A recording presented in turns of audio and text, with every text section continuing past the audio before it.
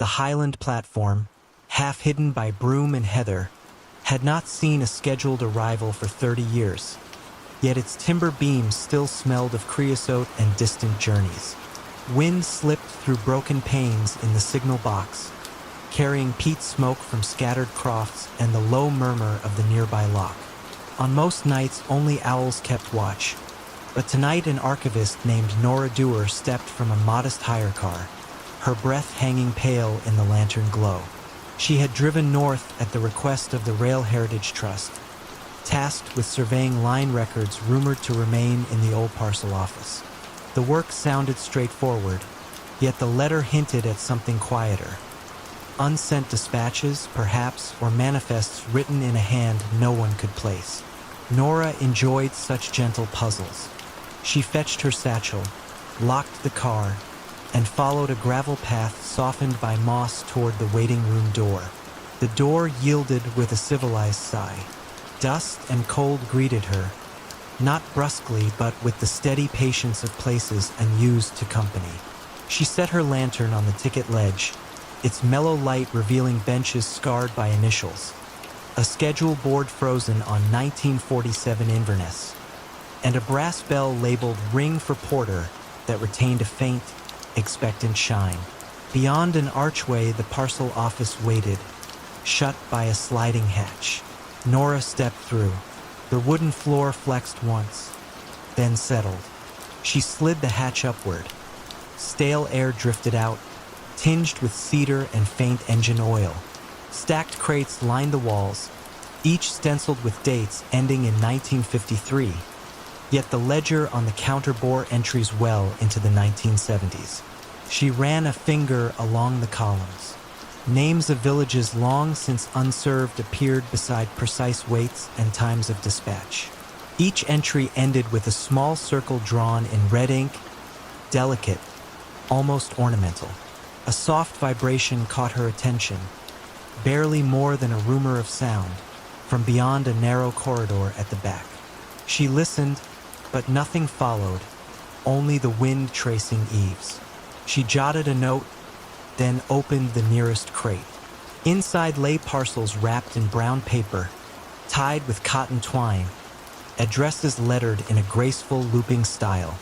The string had not frayed, the paper not yellowed, as though packed that very morning.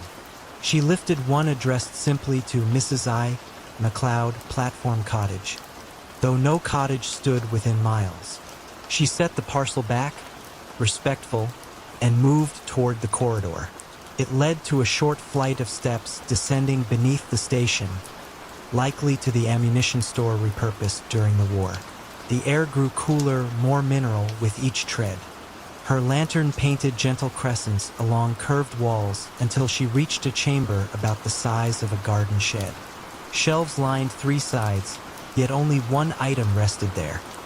A brass pocket watch, lid open, hands halted at 2:14.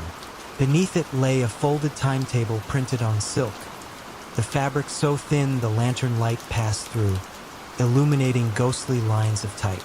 She read the header aloud, "Night Freight 414, effective only under new moon." The sheet listed 3 stops, Glenraig, Kelda Ferry, and a final destination simply noted as return. No dates, no years. She refolded the timetable with care, slipped it into her satchel, and examined the watch again. The second hand, though motionless, looked poised to start at any moment, like a held breath. From above came the faintest tremor, a muted rustle of gravel as though boots crossed the platform. Nora extinguished her lantern on instinct, letting darkness settle. In that hush, a distant whistle floated through the stone like a memory recalled, thin and perfectly pitched. It did not startle her. Instead, it felt curiously reassuring, the way a lullaby might pass through a door half closed. She waited, counting heartbeats until the sound ebbed, then lit the lantern once more. Returning upstairs, she found the parcel office unchanged, yet the ledger now lay open to a fresh page. Ink, still glistening, spelled her own name beside the red circle. N. Doer 214. The pen rested exactly where the signature ended. She felt no alarm, only a settling certainty that someone or something kept precise accounts here, indifferent to ordinary calendars. She closed the ledger gently, traced the circle with a fingertip, and looked toward the platform. Moonlight revealed rails rusted but intact, stretching north into a shadowed cutting. Beyond, the locked surface shone pewter, unruffled. She stepped outside, letting the door fall silent behind her, and walked the length of the platform, lantern low. A faint smell of steam drifted on the air, though the night remained cool and engines silent. Near the signal box, a telegraph key, long frozen, caught the lantern light. She touched it. The lever moved with surprising ease, clicking once, then settling. At that instant, the rails vibrated, subtle, like catgut under a bow. Nora stood still, balanced between questions and calm. The vibration grew neither louder nor fainter, simply present, steady. She understood then that the station's task had never ceased. It had merely slowed its breathing, waiting for someone willing to listen. She returned to the waiting room, closed the parcel office hatch, and wrote a brief note for the trust. Records intact, parcels undisturbed, operations ongoing. She hesitated over the last word, then left it. On the ticket ledge, she placed the pocket watch, lid open, so that any who entered might notice the hands resting at 2:14. The lantern she extinguished, allowing starlight to drape the benches in soft silver. Outside, her car waited, engine still warm from the drive. She did not turn the key immediately. Instead, she sat with windows down, hearing wind, water, and only once, the faint chords of a diesel horn carried from somewhere beyond the ridge. It lingered, then faded like a story told just past waking. She smiled, started the engine, and eased the car back onto the single-track road, leaving Glenragh to its measured night. Behind her, the station lights, never wired to electricity, glimmered for a brief moment, as though a train had indeed pulled in and opened its doors. Then the glow receded, returning the platform to shadow and the ledger to its silent arithmetic. Nora drove on, feeling unhurried, sustained by an inexplicable certainty. Some journeys run best when timetables drift, and some packages arrive precisely when the world is most ready to receive them. The museum's night watchman had been making his rounds for 30 years, though he had been dead for 15 of them. Detective Lisa Morgan discovered this impossibility while investigating a series of minor thefts at the Riverside Museum of Natural History. The stolen items were curious in their insignificance: a Victorian microscope missing a lens, a collection of pressed flowers with half the specimens removed, fragments of pottery from an otherwise intact display.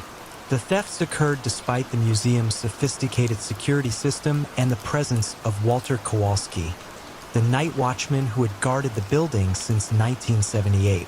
Walter was a fixture at the museum, a quiet man in his 70s who took pride in knowing every exhibit, every artifact, every shadow cast by the building's skylights on moonlit nights. Lisa first met Walter during her initial visit to the museum.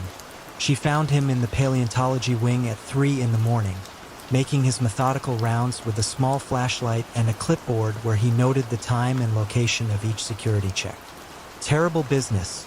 These thefts," Walter said, his voice carrying the slight accent of someone who had emigrated from Eastern Europe decades earlier. "In all my years here, we've never had troubles like this."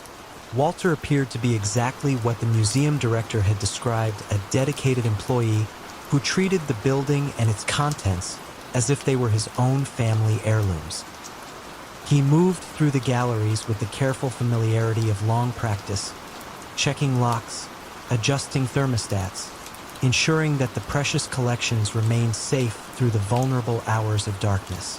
"How long have you been working here, Walter?" Lisa asked as they walked through the mineral exhibition.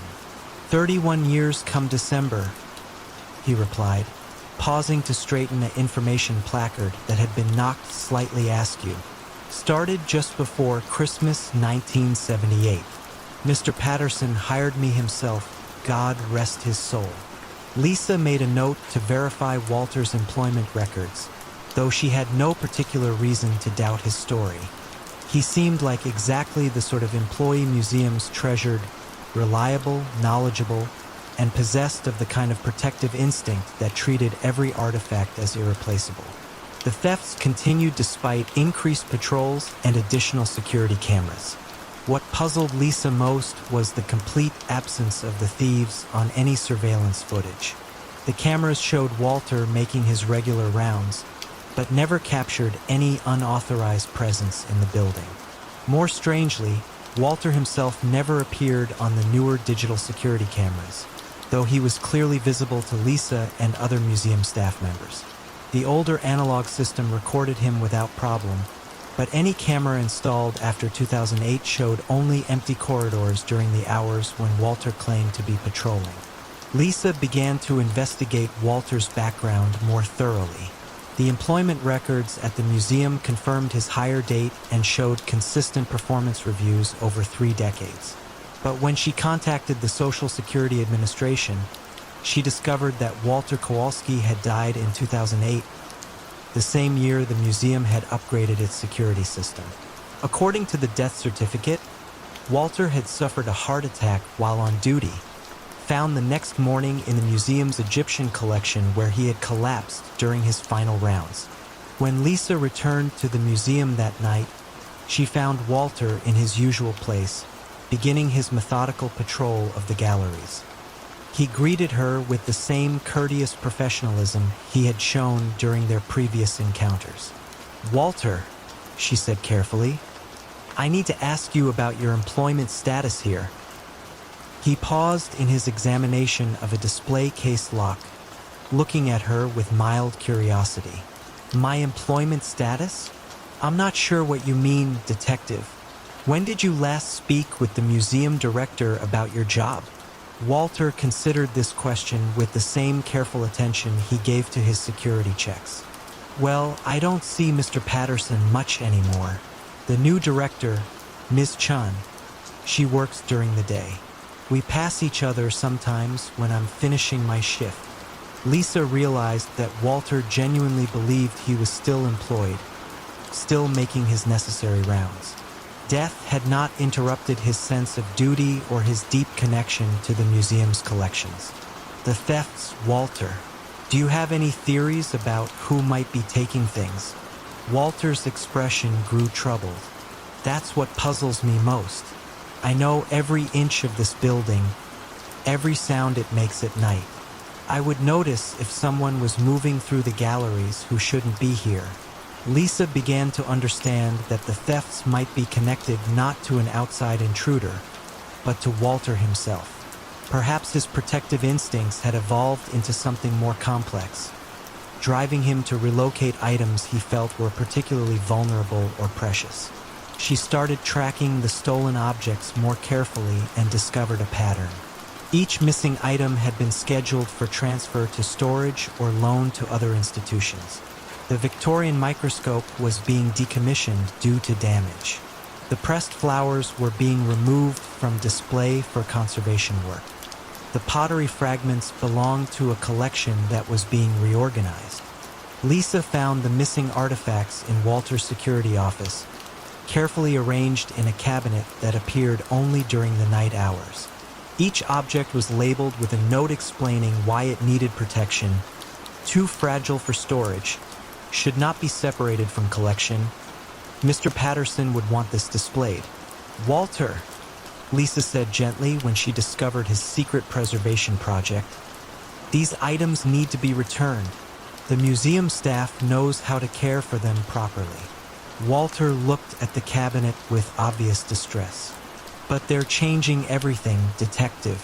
Moving pieces, storing things away. This museum is losing its soul. Lisa spent the rest of that night talking with Walter about the nature of museums, how they must evolve to continue serving their mission of education and preservation.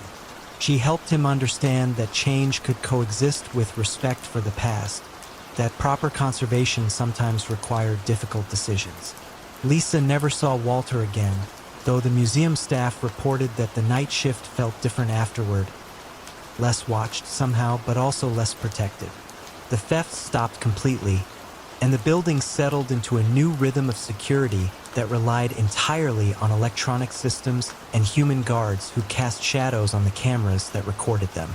Sometimes, on particularly quiet nights, the current security staff reported hearing footsteps in empty corridors and the soft click of a flashlight being turned on and off.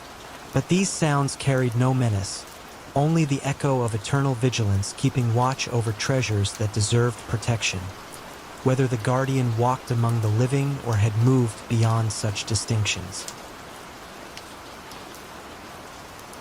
Mist wove silver threads between the arches of the old bridge, as though night were mending a tear in the river.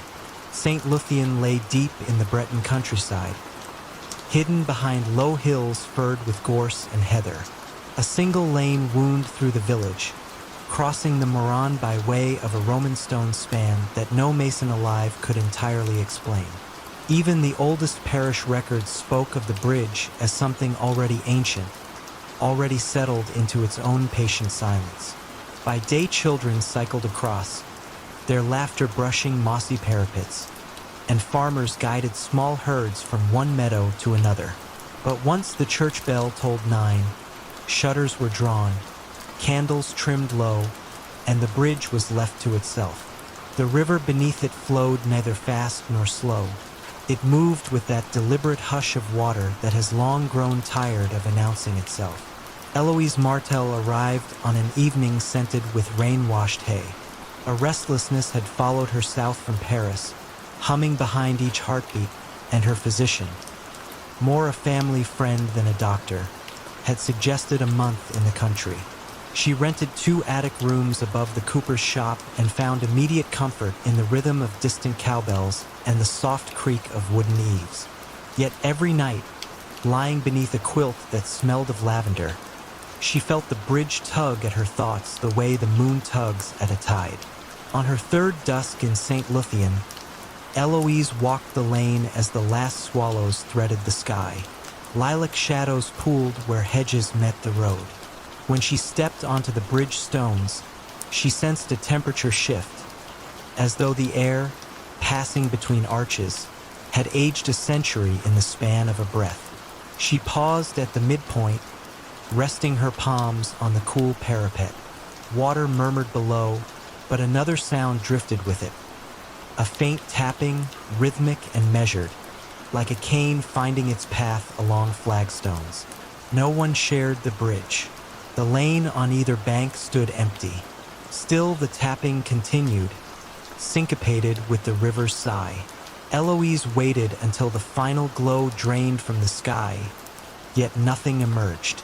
She retreated to the village, the soft percussion echoing behind her until the cooper's door closed and the attic stair creaked its familiar welcome. Word of the nightly tapping was met with gentle smiles at the bakery queue next morning. Madame Floret, flour dusting her sleeves like pale pollen, shrugged. "The keeper, perhaps?" she murmured, eyes sliding toward the river. When Eloise asked who the keeper might be, the baker only folded another croissant into her bag and wished her a pleasant day of rest. Curiosity, once invited, grows quietly persistent. After supper, Eloise prepared a small thermos of mint tea, wrapped herself in a knitted shawl, and returned to the bridge before the bell marked 9. The sky was a quilt of indigo and pearl. She leaned against the upstream parapet and listened. At first, the river's low conversation filled every moment. Then, as the shadows deepened, the tapping began. 3 measured strikes, a pause, 2 softer ones, a longer pause, then the pattern repeating. Eloise closed her eyes and counted the gaps, feeling the cadence settle into her chest like a second pulse. With each cycle, an image formed of someone testing stone, ensuring its strength, keeping travelers safe. When she opened her eyes, the far end of the bridge showed a figure, scarcely more than silhouette, stooped slightly, a walking stick glinting as it met the flagstones. The figure moved with slow precision, tapping each stone, listening, then advancing. Instinct urged greeting, yet the hush of the river seemed to request patience. She watched until the keeper, she had already named the shape thus, reached the midpoint. There the figure paused, lifted a lantern so small its glow resembled a captured firefly, and bowed toward the parapet opposite Eloise. Though the gesture faced away from her, she felt acknowledged, even welcomed. The lantern dimmed, the tapping resumed toward the far bank, and fog gathered behind like a curtain drawing closed. Next morning brought mist that lingered until noon, leaving droplets on every cobweb strung between garden posts. Eloise visited the village archivist, Monsieur Brier, a gentle man who catalogued memories more than documents. Over herbal tea he recounted the bridge's whispered lore, that a mason named Isarn, having built the span centuries ago, vowed to return nightly until the stones admitted no weakness. Some claimed they had seen him at dawn, laying a hand upon the keystone, counting heartbeats against the river's current. No story stays whole forever, Brier said, arranging fragile maps. But the tapping, you heard it, yes? Reminds us the promise remains. His eyes, bright with quiet certainty, met hers across motes of dust dancing in sunlit ribbons. That evening Eloise brought a notebook to the bridge. The sky had cleared, revealing a thin crescent moon pinned just above the hills. She recorded the tapping sequence, tracing each pause like notation for a lullaby. When the keeper appeared, she raised her hand in greeting. The figure halted. A pause, longer than the others, breathed between them. Then, with measured grace, the keeper lifted a second lantern from within his cloak and set it upon the parapet at arm's distance from Eloise. The glass sides glowed with a pearl-soft light, neither flame nor electric spark, but something steadier, as if distilled from moonrise itself. The tapping resumed and the figure receded into night. Eloise remained, the lantern casting quiet halos across the notebook pages. She sensed that removing it would be a breach of some gentle covenant, so she left it where it stood, the glow intact, and withdrew only when the church bell counted 10. Villagers noticed the lantern next day, its glow undiminished under sunlight yet somehow unobtrusive. Children traced their fingers over the warm glass. Adults crossed the bridge with respectful nods. No one moved it. By week's end, a second lantern appeared on the opposite parapet, twin in softness. Then a third at the southern arch. Each night, the keeper walked his vigil, ensuring every light was placed, every stone affirmed. Eloise's restlessness quieted. She found she could sleep with the window open, letting river hush and distant tapping guide her dreams. On her final night before returning to Paris, she visited the bridge one last time. The keeper waited at the midpoint, lantern raised. For the first time, she saw his face, serene, weathered like lichen-brushed granite, eyes reflecting the Moron's steady current.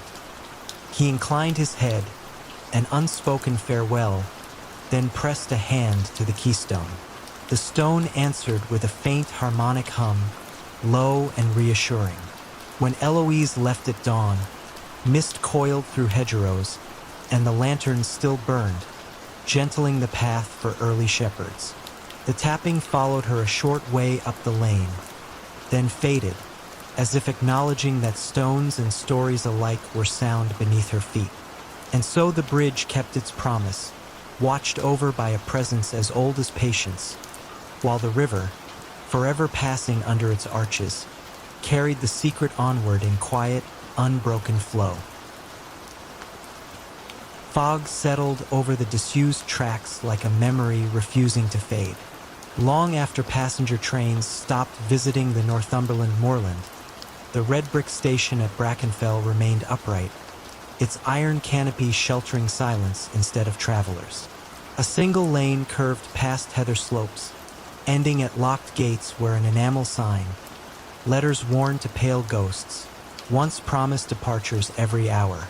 Now only wind and curlews moved with purpose, tracing slow flights across the sky. Amelia Rook arrived one soft April afternoon, seeking a place to finish a book on forgotten railways.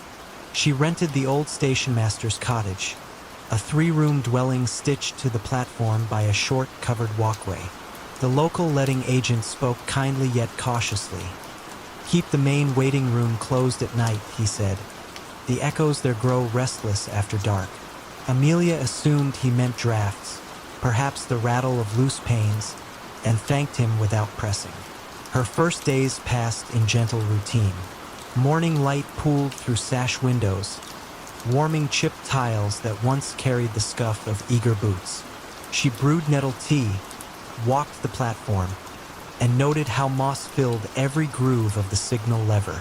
Certain evenings she heard distant whistles that could only have belonged to wind cutting through drains. Yet they drifted with such measured pitch that she paused, half expecting a locomotive to crest the bend. Near twilight on the seventh day, she unlocked the waiting room. Dust hovered in angled beams, giving the air a weight both delicate and old. Wooden benches lined each wall. At the far end hung a brass echo board, once used by porters to test acoustics before announcements. Its surface, though tarnished, still caught traces of light. Beneath it sat a mahogany ledger stand, empty but for a single fountain pen tethered by chain. Amelia crossed the creaking floor. When she touched the board, vibrations throbbed faintly, as if storing the hum of conversations long finished. She stood back and clapped once. The echo returned not as her own clap, but as layered murmurs, snippets of farewells, ticket requests, the polite shuffle of baggage, all softened by time yet unmistakably human. She tried again. This time the echo repeated her clap, ordinary and clear. Puzzled, she left, locked the door, and made soup beneath a low moon. That night, rain tapped the slates. Just after midnight, a soft metallic ring sounded from the platform bell beside her cottage. She stepped into waterproof and boots, lantern raised. No one waited, yet the bell rope swayed. A folded timetable lay on the bench. Its cover showed the station's crest and the date. April 14th, 1902. Precisely 120 years passed to the day.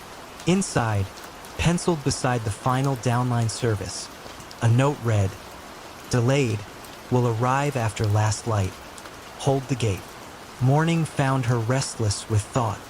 She pored over county archives in the cottage study, discovering that on April 14th, 1902, a mail train from the Scottish border vanished between two signal posts. Search parties found neither wreckage nor clue. The line closed soon after. Newspapers called it a fog-bound mystery, but villagers blamed a hollow in time along the moor. Amelia copied the accounts, shivering though the stove burned warm. Evening brought new fog. She unlocked the waiting room, struck a match, and lit the wall sconce beside the echo board. A low hum pulsed, deeper than before, resolving into the hiss of steam.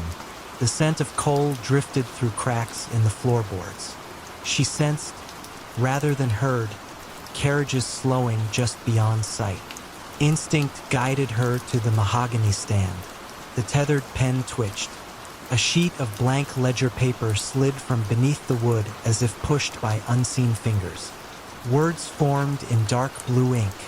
Mail 9 o'clock from Caledon requests clearance to enter. Passengers weary of mist. Platform safe. Her pulse steadied into the hush around her. Fear felt inelegant amid such patient formality. She wrote, "Platform ready, gate unlocked, signal set to green. The ink dried before her eyes. From outside came the clack of points shifting, a sound no rusted mechanism should manage. Lantern in hand, Amelia stepped onto the platform. Fog parted enough to reveal an outline. Tall engine, lamps dimmed, paintwork blurred by drifting age. No roar of pistons, only a hushed rolling, as though the train moved on rails of breath. Carriage windows glowed with lamplight. Faces appeared, calm, expectant, neither ghostly nor fully solid, like reflections on water at dusk. The engine stopped with gentle precision. Doors remained closed. Amelia felt urged not to board but to witness. A conductor's voice, distant yet clear, called a list of station names that ended at Brackenfell as though the line never extended farther. She realized the vanished train had finally reached its terminus. Exactly 1 minute past a century. The bell rang. Doors opened inward, but no one stepped down. Instead, small parcels hovered to the platform. Wrapped in paper, tied with string, tags bearing contemporary addresses from nearby villages. Messages lost beyond time, perhaps now returned. Amelia counted 12. The conductor tipped his hat toward her, though she could discern no features beneath its brim, only a suggestion of gratitude. The doors closed. Wheels whispered. The train slid back into the moor, swallowed by fog without receding sound. She carried the parcels to the cottage, dried them by the stove, and studied each tag. One bore the name of the letting agent's late grandmother. Another addressed to a farmstead ruined by fire decades ago. Curious weight rested in every box. She resolved to deliver them at dawn. Before sleep, she entered the waiting room once more. The ledger page now displayed a single line beneath her reply. Service concluded. Gate may rest. She added, parcels received. Platform honored your arrival. The echo board hummed softly, then stilled. Over the next week she walked lanes, placing packages into cautious hands. Contents varied: photographs, pressed wildflowers, a brooch, a pocket Bible. But each recipient felt an immediate, private recognition, as though a chapter of ancestry had slipped home. News spread gently yet without frenzy. Those on the moor respect what arrives by hush. Amelia completed her book, dedicating a final chapter to stations that keep their own schedules. In it, she described no phantom train, only the notion that some journeys respect clocks we have forgotten how to read. The day she left, she locked the waiting room, but left the key on the ledger stand, in case another caretaker might need it when echoes begin to stir. The lane bent away through blooming gorse. Behind her, the station bell chimed once.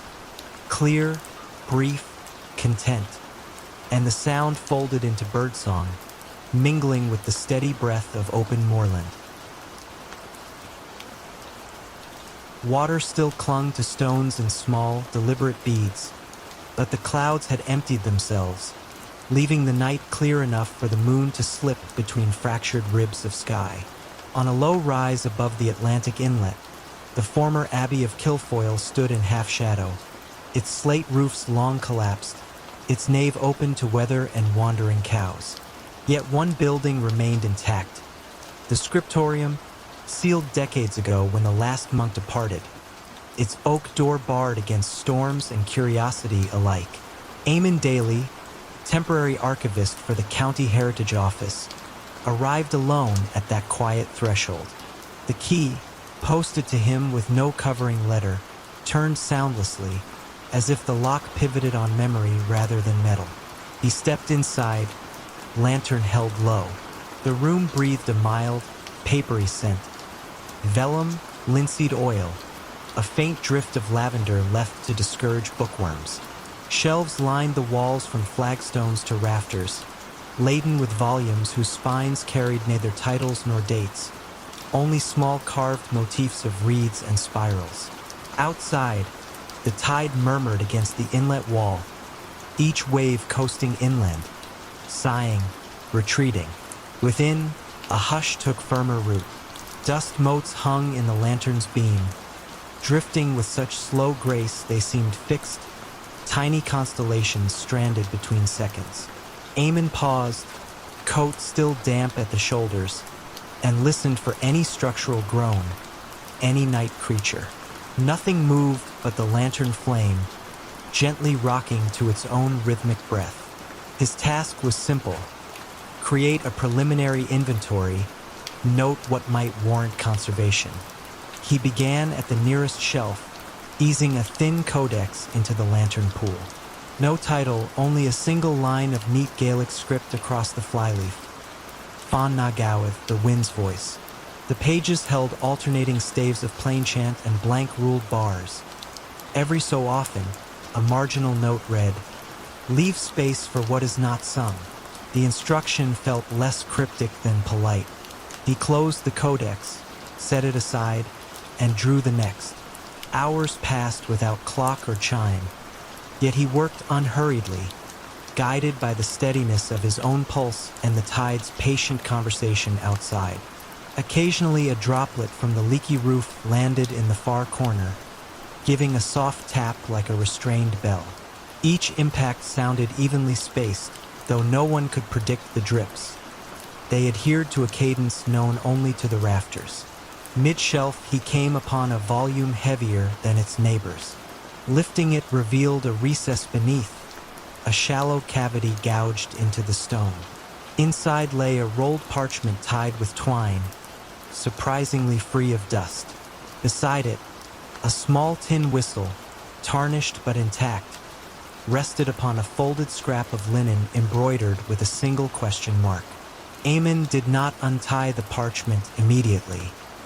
He examined the whistle first, noting the absence of fingerhole numbers, only faint etchings of tide lines up the stem. After a moment's thought, he raised it to his lips and released a tentative breath. No note answered. Only the lantern flickered, though the room's air remained still. He tried again, directing air more gently this time. The whistle responded with a tone so soft it registered more in the ribs than the ears, a murmur almost disguised as exhalation. Beneath that near silence, something else stirred. Shelves whispered, a page lifted itself, and the drip in the far corner paused, as if recalibrating.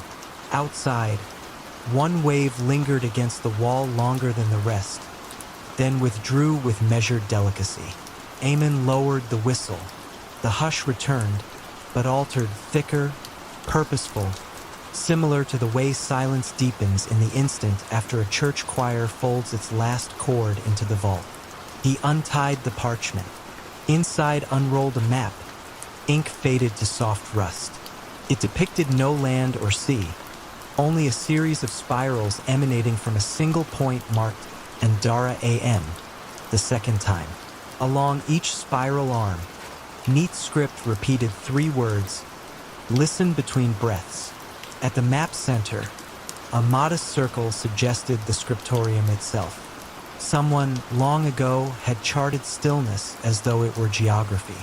Eamon set the map upon the desk and placed the whistle in its central circle.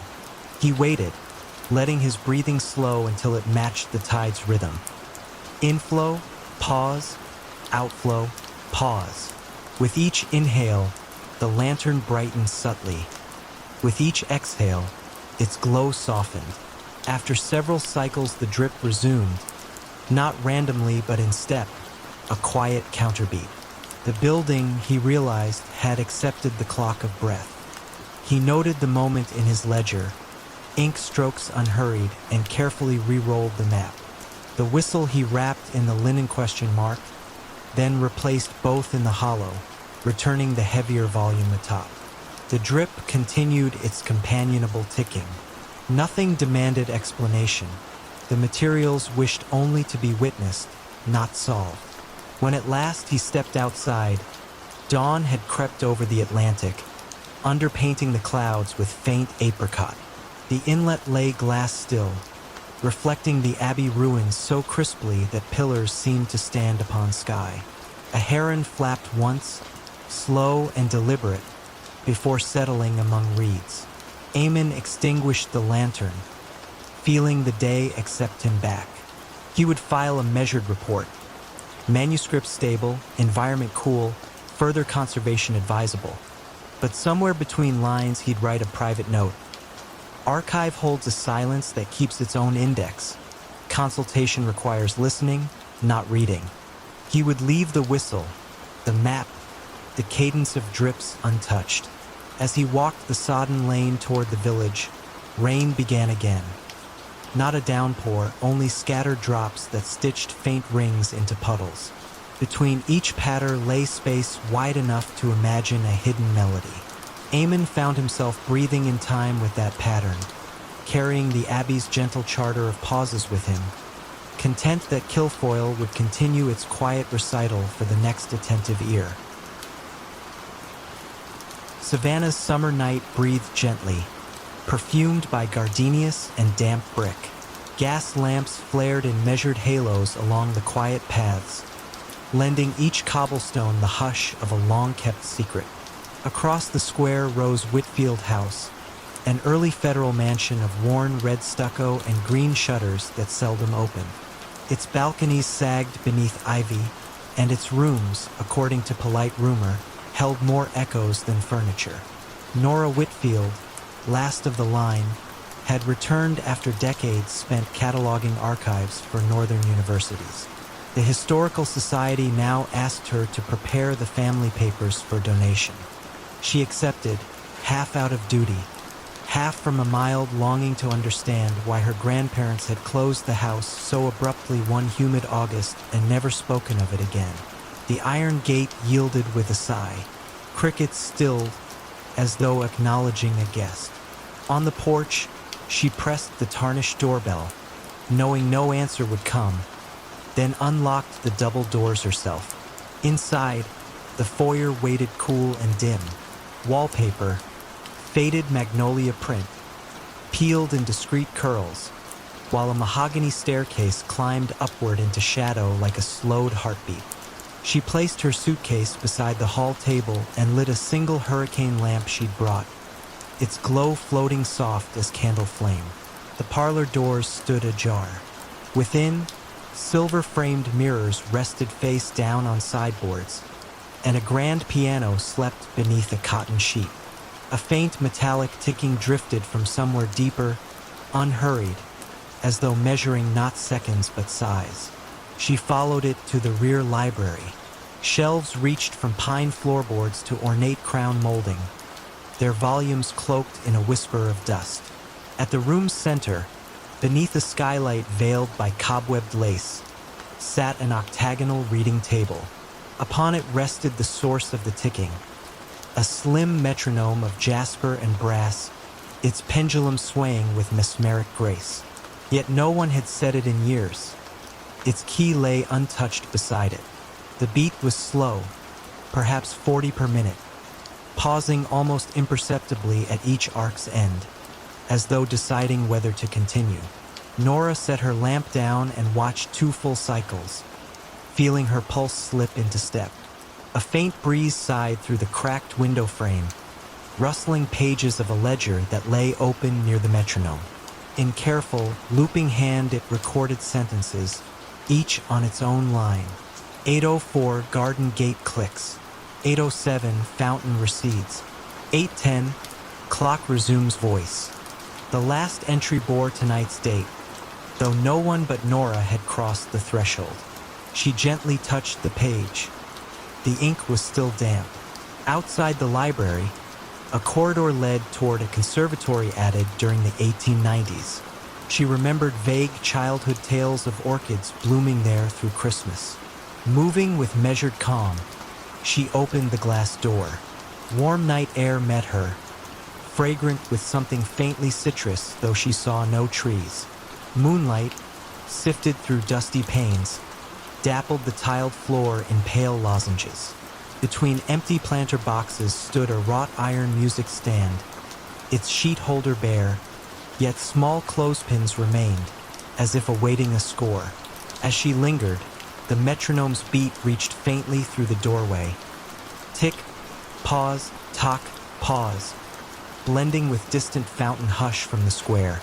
She sensed a subtle consonance. The beat aligned with the fountain's spurts, 2 slow pulses followed by a weary hush of water landing. Childhood memory flickered, her grandmother guiding her through this very space at dusk, saying only, "Listen for the rests." Back in the library, the metronome continued, but something new had joined its rhythm. The piano in the parlor gave a gentle, damped chord, 3 notes, brushed rather than struck. Linen still covered the instrument. No key was visible. The sound faded like a breath into cotton. Nora neither startled nor hurried. Instead, she crossed to the parlor, lifted a corner of the sheet just enough to glimpse ivory. Dust lay undisturbed. She returned to the foyer and the staircase. Each baluster bore a tiny groove near its base, as if rope had once been threaded along the rail. Upstairs, the family bedrooms opened one by one, each preserved in slumber, beds neatly made, windows shuttered. In the nursery at the corridor's end, moonlight spilled through louvers, illuminating a mobile of paper swans. The swans drifted not randomly, but in time with the metronome's muted beat below, as though the air itself oscillated. On the nightstand lay a music box shaped like a tulip. Its winder protruded expectantly. Nora turned it half a rotation. Instead of a song, the box produced a measured silence, an almost palpable pause, then a single chime no larger than a raindrop hitting tin. Another pause followed, then a second chime. The sequence mirrored the library's ticking, slow and deliberate. She stopped the winder. The mobile stilled. The unseen piano fell silent. Only the metronome remained, steady. A thought arrived quietly. The house was practicing, like an ensemble warming to a composition written entirely in rests and faint entrances. Perhaps her grandparents had not abandoned it, but simply stepped back to let the piece play itself to conclusion. Back downstairs, she closed the ledger, added 1 new line in pencil. 8:40, listener entered. Movement continues. She did not touch the metronome. She left mirrors face down, respecting their chosen hour, and locked the front doors behind her. Crossing the square, she paused by the fountain. Its cascade now seemed closer, no longer distant, and its rhythm aligned exactly with the pulse still audible in her thoughts. Gas lamps hummed. Spanish moss swayed like satin ribbons marking time. Whitfield House rested in shadow, content, it seemed, to continue its nocturne until the right cadence found release. Nora walked on toward the guest house where she would sleep, feeling her own footsteps merge with the slow counting all around.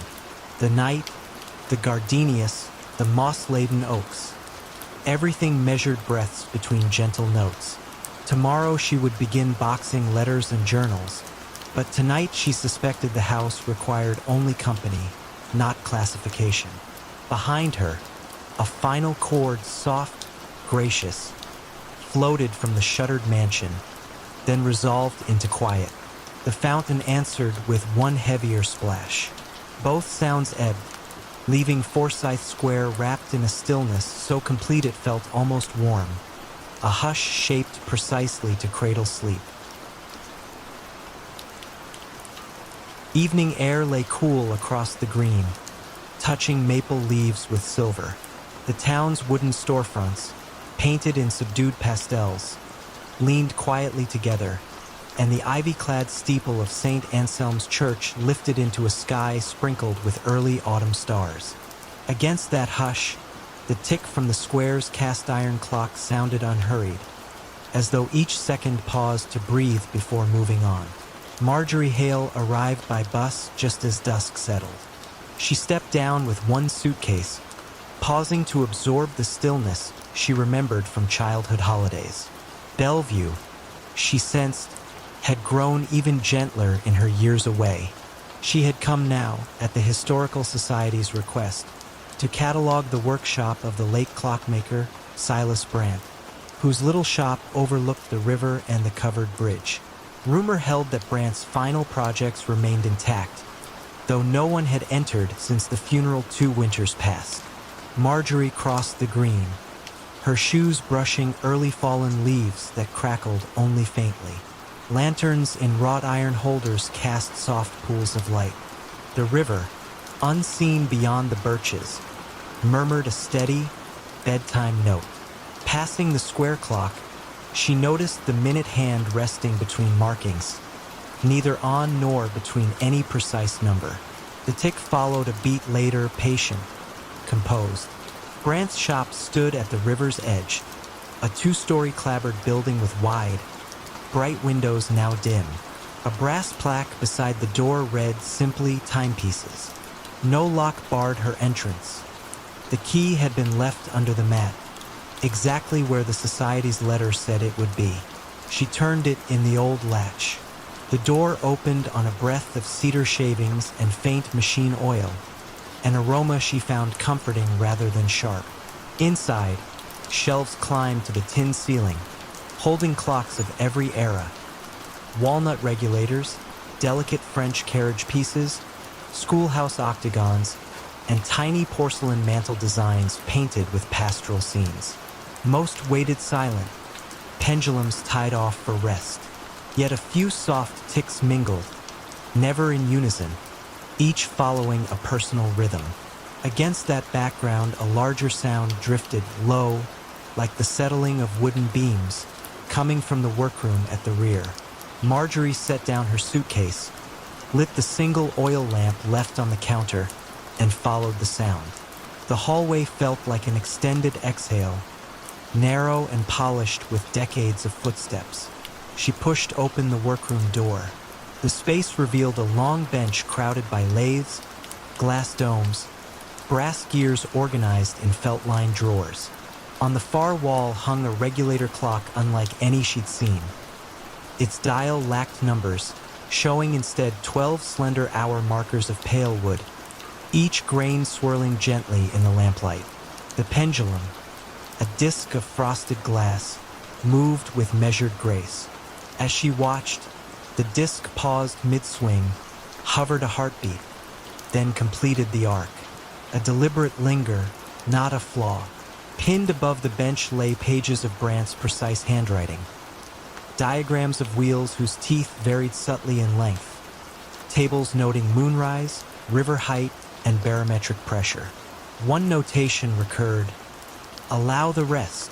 She traced the phrase, curious. On the bench itself rested a small pocket watch encased in clear quartz rather than metal. Its hands, too, paused between seconds, as though reluctant to intrude upon silence. She opened her ledger and began recording. Dimensions, materials, condition.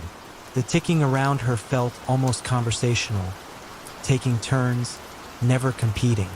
When she paused to sip water, she noticed the room's ambient hush had deepened. The regulator's glass pendulum now stood still at center. She held her breath. The next swing resumed only once she exhaled. A coincidence, perhaps, but she tried again. Breath held, pendulum stopped. Breath released, motion returned. Slow, elegant, accepting. An old memory stirred.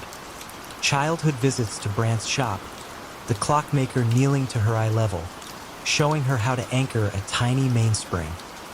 He'd spoken of time as kindly if listened to.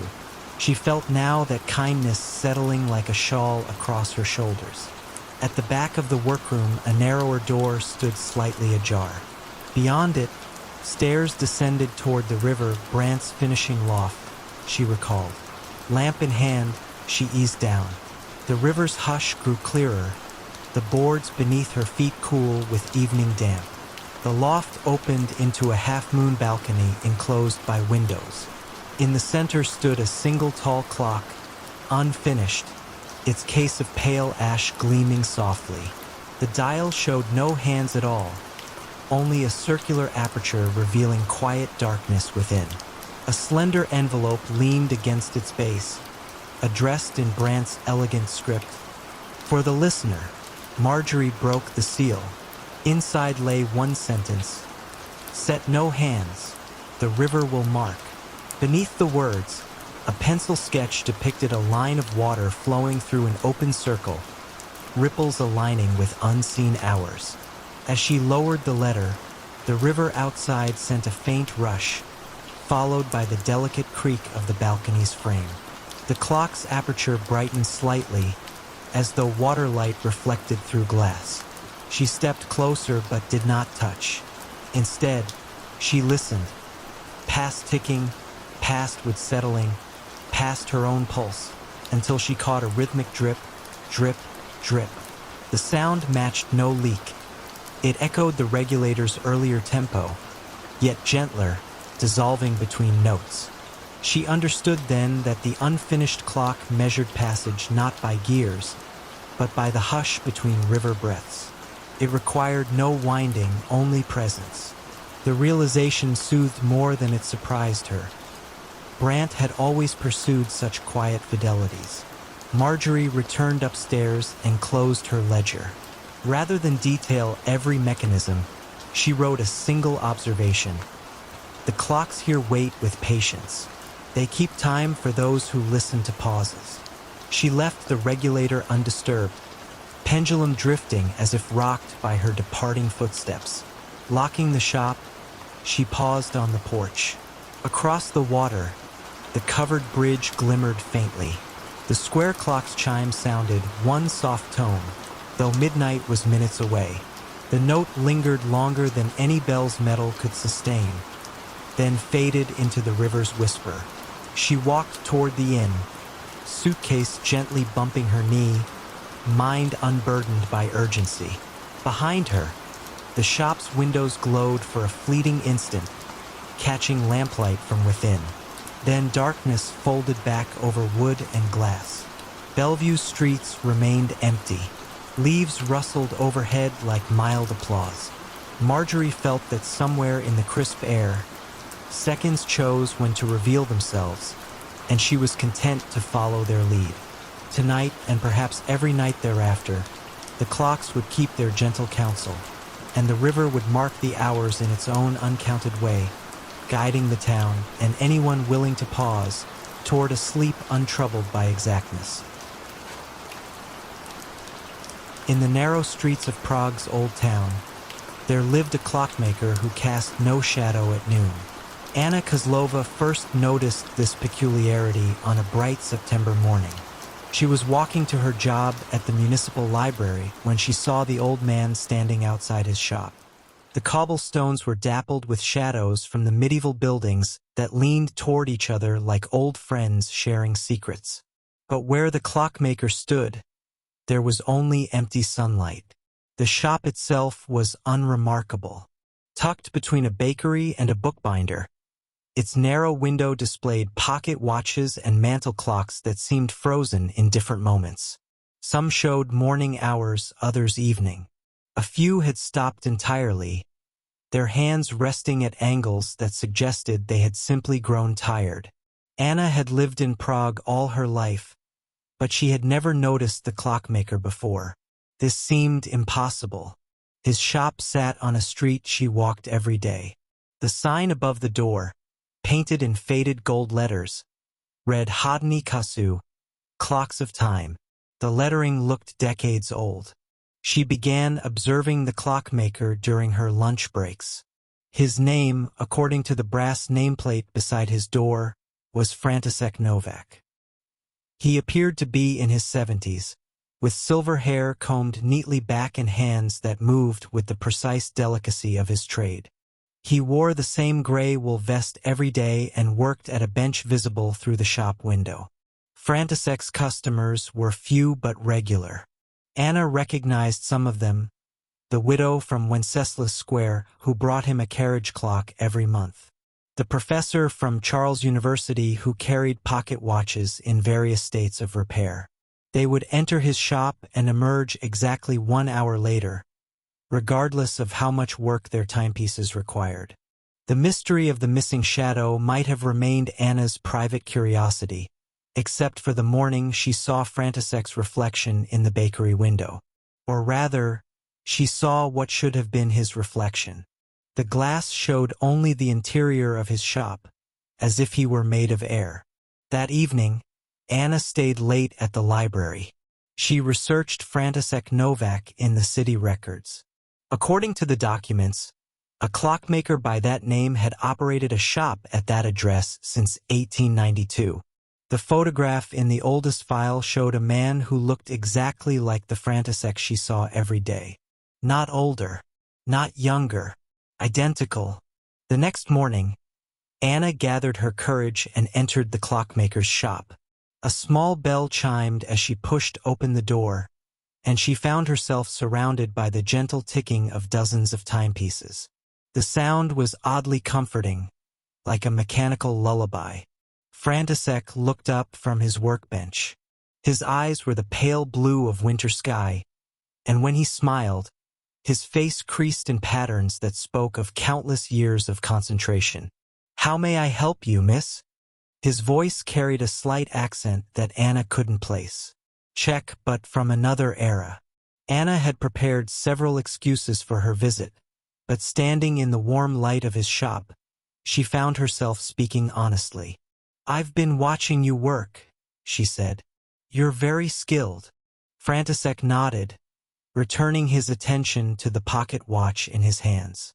Its internal mechanisms gleamed like tiny golden flowers.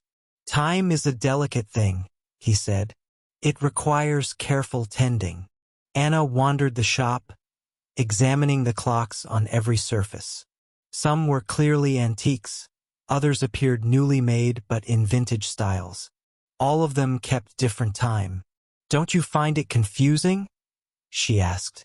"All these different hours?"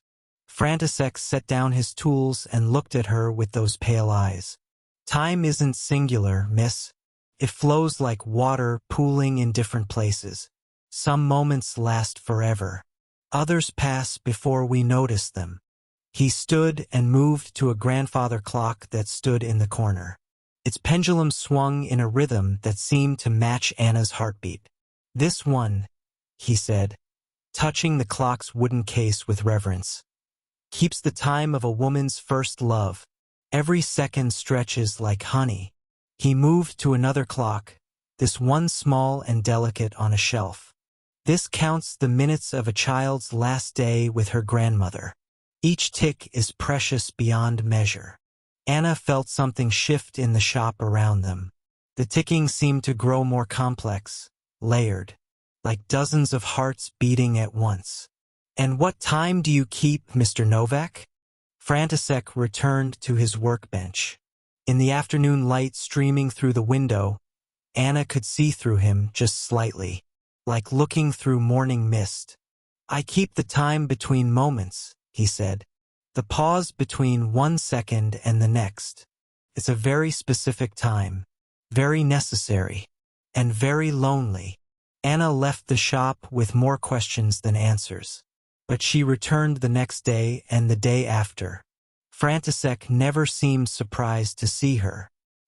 He would smile his gentle smile and continue his work while she browsed among the clocks. Over the weeks, Anna began to understand that František existed in the spaces between things, between shadow and light, between past and present, between the tick and the tock of every clock that measured mortal time. She never asked him directly about his nature. Some mysteries, she realized, were gifts. They were meant to be experienced rather than explained. Instead, she brought him tea in the afternoons. She listened to his stories about the clocks he tended. And sometimes, when the light was just right and the city was quiet, she thought she could see her own shadow stretch toward him across the shop floor, offering the comfort of ordinary time to someone who existed in the eternal pause between moments.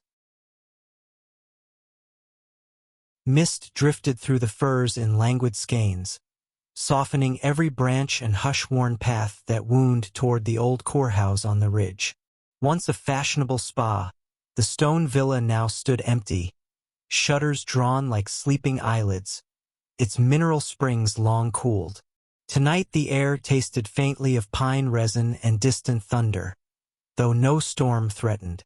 A single lantern bobbed along the track, carried by Matthias Engel, a translator sent to examine trunks of correspondence left behind by the last proprietor. His coat gathered droplets of mist as he climbed, yet the quiet held him lightly, as if the forest itself wished him gentle passage. At the wrought iron gate the hinges sighed, then accepted his push without protest. Ivy shivered across the rails, releasing the scent of damp earth. Inside the courtyard, gravel crunched underfoot in a rhythm that matched the faraway clock. For steps, a pause, another 4. Windows above showed neither candle nor reflection, yet Matthias imagined someone observing, not with eyes, but with the slow, patient awareness of a place remembering its purpose. He placed his lantern on the veranda rail, withdrew the brass key entrusted to him, and unlocked the oak doors. The entrance hall greeted him with cool mineral air, like the echo of bygone baths. Long mirrors lined the walls, their silvering clouded to soft pewter. Between them hung pastel murals depicting mountain springs, each scene framed by curling acanthus leaves. Colors, though faded, still carried a quiet glow. On the mosaic floor a map of the region spread underfoot, its river tiles glinting whenever the lantern swung. Matthias paused, letting the Kelbach stream at his bootside glimmer blue for a heartbeat before continuing toward the writing room indicated on his instructions. The room waited at the far end of a corridor, door ajar. Shelves embraced 3 walls. On the 4th, tall windows overlooked the valley, panes fogged by the night mist. A mahogany desk, polished to a muted sheen, held a single oil lamp already lit. Matthias frowned gently. No caretaker was scheduled for another day, but he felt no alarm. The flame wavered once, then steadied, bright enough to read without harshness. Beside the lamp rested a wooden crate filled with letters, each envelope edged in pale green. The topmost bore no address, only a wax seal impressed with a tiny water droplet. He opened it with careful fingers. Inside lay a folded sheet and 3 words in delicate script. Wait for silence. Nothing more. He set the note aside, removed his notebook, and began cataloging dates and handwritings. French, Hungarian, occasionally archaic German, each mentioning the listening spring in passing, as though all correspondence took the phrase for granted. Outside, the village clock chimed again. 9:30. Its tone softened by distance and woodlands. As the last vibration faded, something within the villa answered. A faint gurgle, like water shifting through hidden pipes. The sound traveled under the floorboards, paused beneath the writing room, then hushed. Matthias inclined his head, recognizing a pattern akin to breath. Inhale, hold, exhale. He remembered the note's instruction and set his pen down. He closed his eyes. The villa's hush deepened, settling around him like wool. Somewhere in that woven quiet he discerned a whisper, too low for words, but shaped like language nonetheless. It moved through the shelves, brushed the lamp glass, glided along the ceiling moldings, then found rest at the desk's edge. When he opened his eyes, a fresh envelope lay atop the crate. Wax still gleamed liquid. He opened it. This time, the paper held a short passage in fluid French. Consult the map beneath the mirror when the spring speaks twice. Beneath the text, someone had drawn a simple symbol, a circle split by a wavy line. Matthias turned the page. The reverse was blank but faintly damp, as though dipped in cool water seconds before. He slipped the note into his pocket. The hallway mirrors awaited, surfaces smudged by decades. He approached the largest, lantern lifted. Beneath its frame, just visible through a film of dust, lay a hinged panel no broader than a palm. He pressed gently. The panel slid aside to reveal a recessed niche containing a folded cloth map. Its linen surface felt chilled, almost freshly laundered, though the ink bore a century-old hand. The wavy line bisected the central circle, identical to the symbol on the note. At its center, a dot glowed faintly, phosphorescent paint, still alive after so long. As Matthias studied the mark, the water gurgle returned, two gentle surges rising from the floorboards as if the house were clearing its throat. He pictured subterranean channels, springs still pulsing beneath stone and tile, keeping faith with their origins. According to the map, a staircase at corridor's end led downward to a small pool once reserved for hydrotherapy. Lantern held steady, he followed. The stairs descended in even spirals, walls cool and damp. At the bottom, a vaulted chamber opened, lit by neither lamp nor window, yet possessing a tender glow from mineral veins within the stone. In its center lay a circular basin of milky quartz, water rippling though no pipe discharged. The surface quivered as he approached, sending rings outward in courteous greeting. He knelt, hearing again that soft, near-speech cadence. A consonant of water, a vowel of air.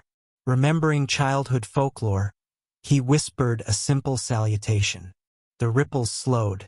Within their concentric echoes he glimpsed reflections, not of himself, but of long-ago bathers easing into the same pool, their faces peaceful, listening. The image faded, leaving ordinary water awaiting the next ripple. Matthias dipped a fingertip. The temperature proved neither cold nor warm, but precisely like human skin, erasing boundary between observer and source. He returned upstairs carrying only the memory of that touch. The writing room remained unchanged save for one detail. The oil lamp, nearly spent, cast a dimmer halo. On the desk lay a final envelope. He opened it to find a line in English this time, printed rather than written. Catalog complete when the listener is heard. Beneath, a drop of quartz dust glimmered, echo of the basin below. Matthias packed the letters carefully, noting their order, then extinguished the lamp. As darkness settled, the villa sighed, satisfied. He stepped onto the veranda. Dawn's first gray hinted behind the pines, and the air, though unmoving, carried the faintest murmur. Two pulses of the hidden spring, answering one another beneath layers of earth and time. He closed the gate without hurry, lantern now dark. In the valley, the village clock marked 6 o'clock, each chime tempered by morning mist. Between the strokes lay wide, lucid quiet, reminding him of the basin's calm skin. He walked downhill, heart eased into that cadence. Behind him the courthouse waited, listening still, its limitless correspondence at last entrusted to someone who understood that some archives speak not in words, but in the slow, gentle grammar of water and pause. Fog drifted from the river like pale silk, pouring between hedgerows and creeping up the wide stone steps, as though intent on entering with the arriving dusk. The ancient manor, tucked into the Welsh borderlands, had always seemed to breathe in rhythm with the weather, exhaling faint drafts through keyholes and floorboards. Tonight, its windows glowed a muted amber, and the faint silhouette of a woman could be glimpsed in the upper corridor, pausing, listening, then moving on.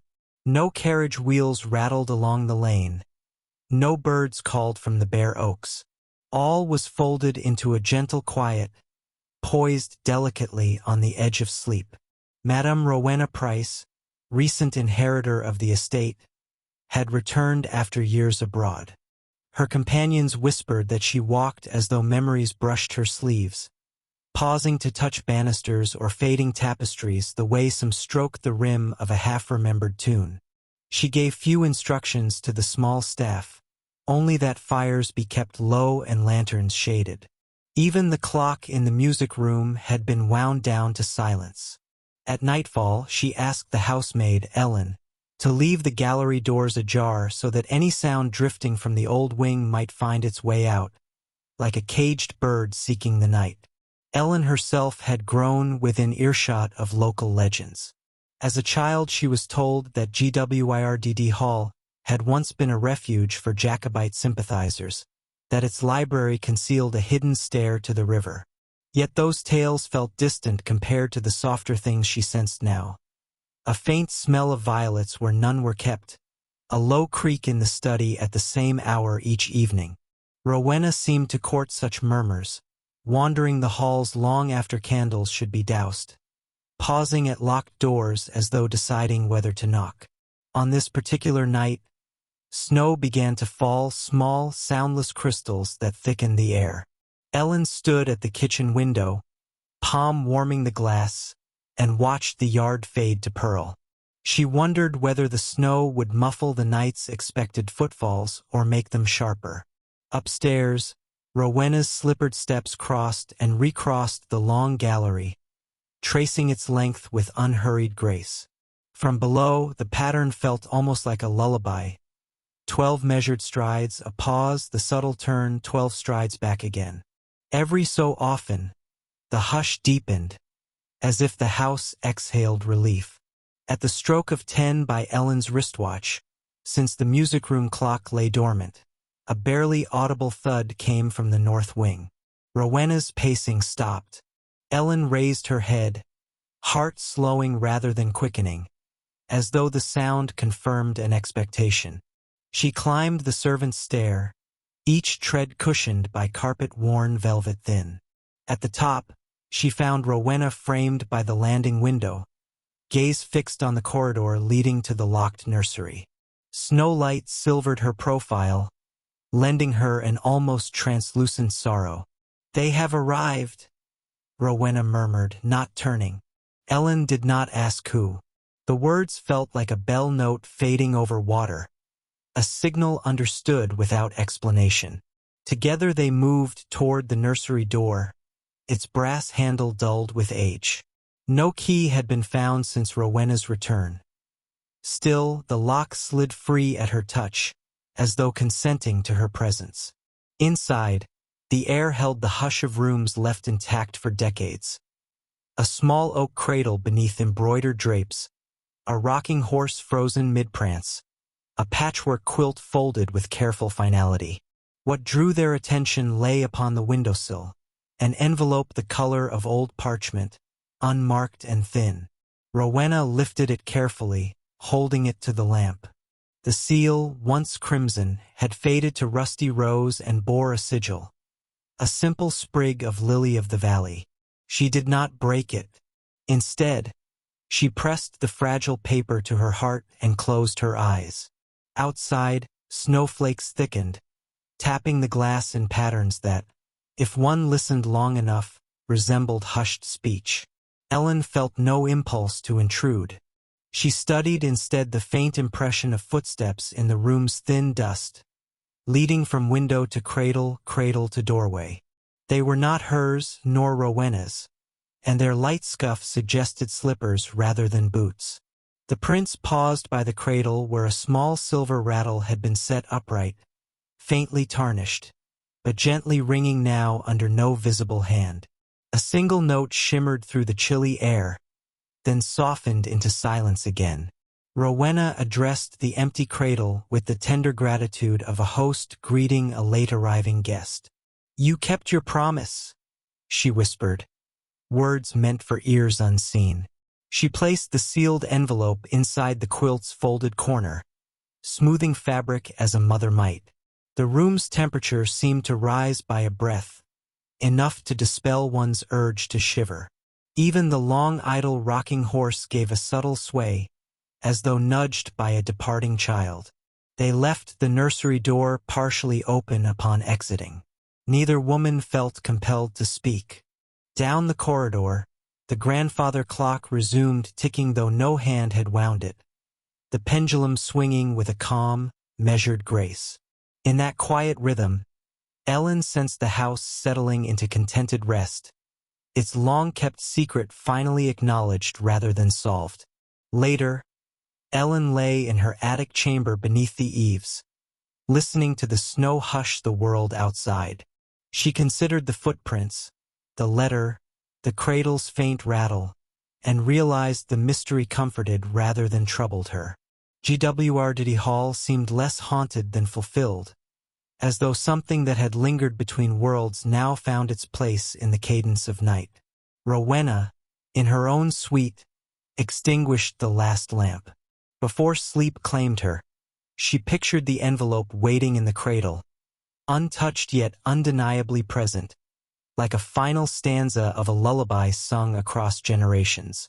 Downstairs, the fire sank to embers, sending a single curl of smoke toward the dark beams overhead. And the valley, wrapped in falling snow, held the manor in its silent embrace, content with secrets that whispered only softly, so softly, in the gentle company of dreams. A thin ribbon of mist curled above the pond, a silent sundial marking the slow drift of dawn. Stillwater Glen was the sort of New Hampshire village that hid almost on purpose, cradled by white pines and granite ledges, its 3 clapboard houses mirrored in water smooth enough to hold secrets. The only road arrived, then politely turned back the way it came. Just beyond the far bank stood a shingled boathouse with a cedar cupola and a narrow tower stitched to its side. Locals called the structure the water clock, though most had never seen it operate. The tower's upper window held a wooden dial carved with small moons. Beneath it ran a channel, guiding pond water through unseen gears. Old deeds stated that when the dial revolved at midnight, the glen's level would settle true, neither flooding nor drying, as though time itself checked the pond's pulse. Clara Whitford arrived in midsummer, seeking refuge after a year of hurried city evenings. She rented the vacant lakefront cabin, bringing only field journals, her grandfather's pocket barometer, and a quiet wish for hours wide enough to unfold in. The first night, as frogs stitched soft patterns in reeds, she noticed the tower window pulsing with faint amber.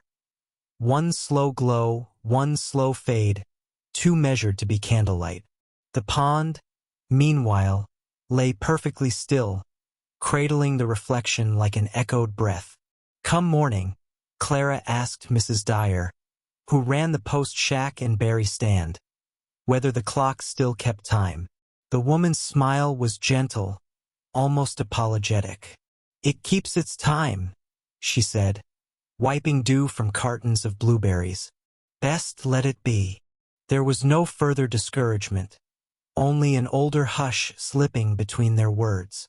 Days filled with soft chores, sketching cattails, recording air pressure, noting the pond's glassy patience.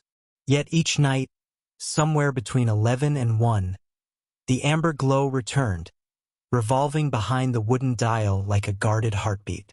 Clara, drawn by cautious intrigue, began walking the shoreline at dusk. She discovered that willow leaves nearest the boathouse quivered even on windless evenings, as if stirred by distant machinery. On the 7th night clouds covered the moon, and darkness pressed gently against the water's skin. Clara stood at the tower door, a padlock hanging open, its clasp unlatched as though waiting. She hesitated, remembered Mrs. Dyer's softened warning, then stepped inside.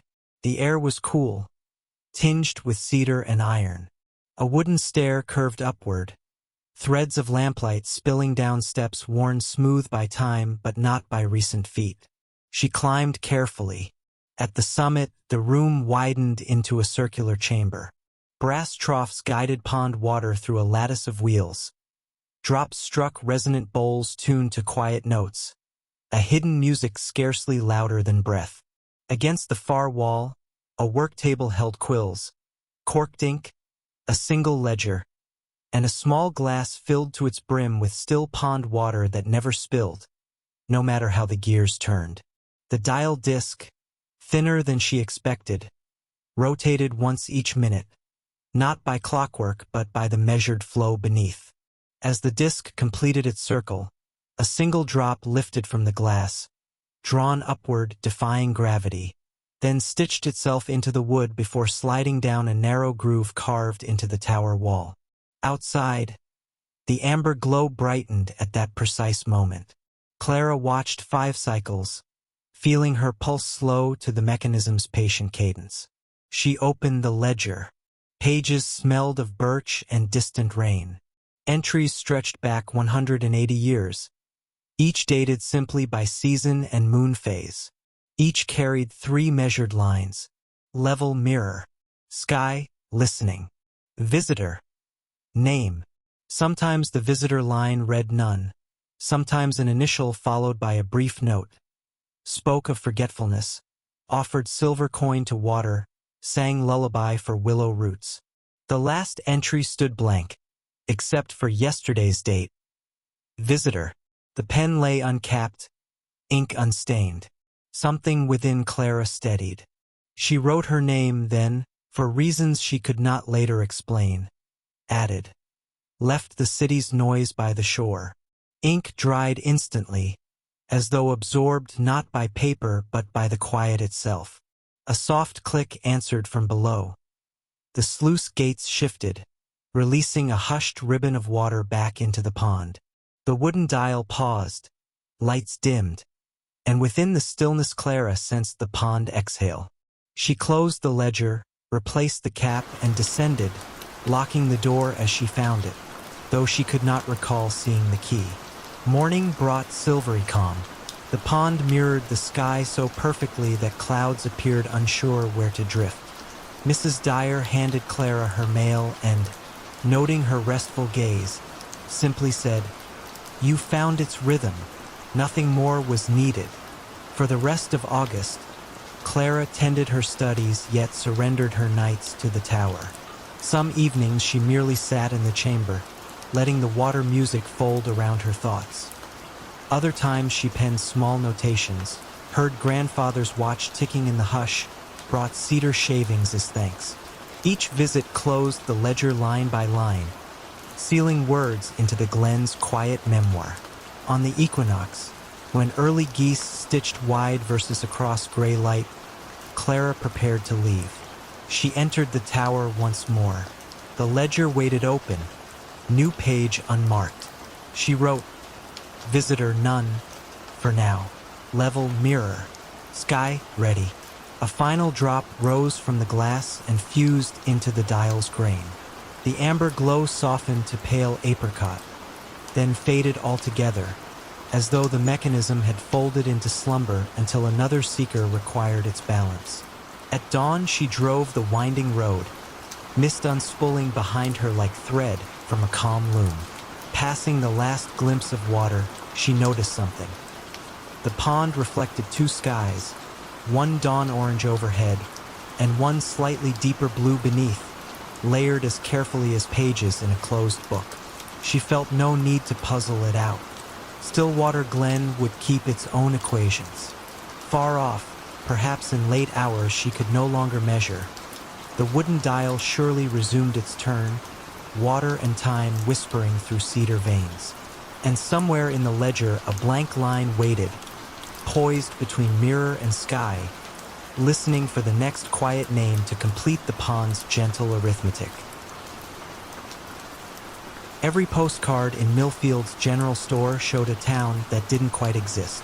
Sarah Chun discovered this during her first week as the town's new librarian. She had stopped at Henderson's general store to buy stamps and noticed the rotating rack of postcards near the register. The images were beautiful Main Street bathed in golden autumn light, the old covered bridge reflected in still water, children playing in Memorial Park under trees heavy with snow. But something was wrong with each picture. The church steeple was too tall. The bridge had an extra arch.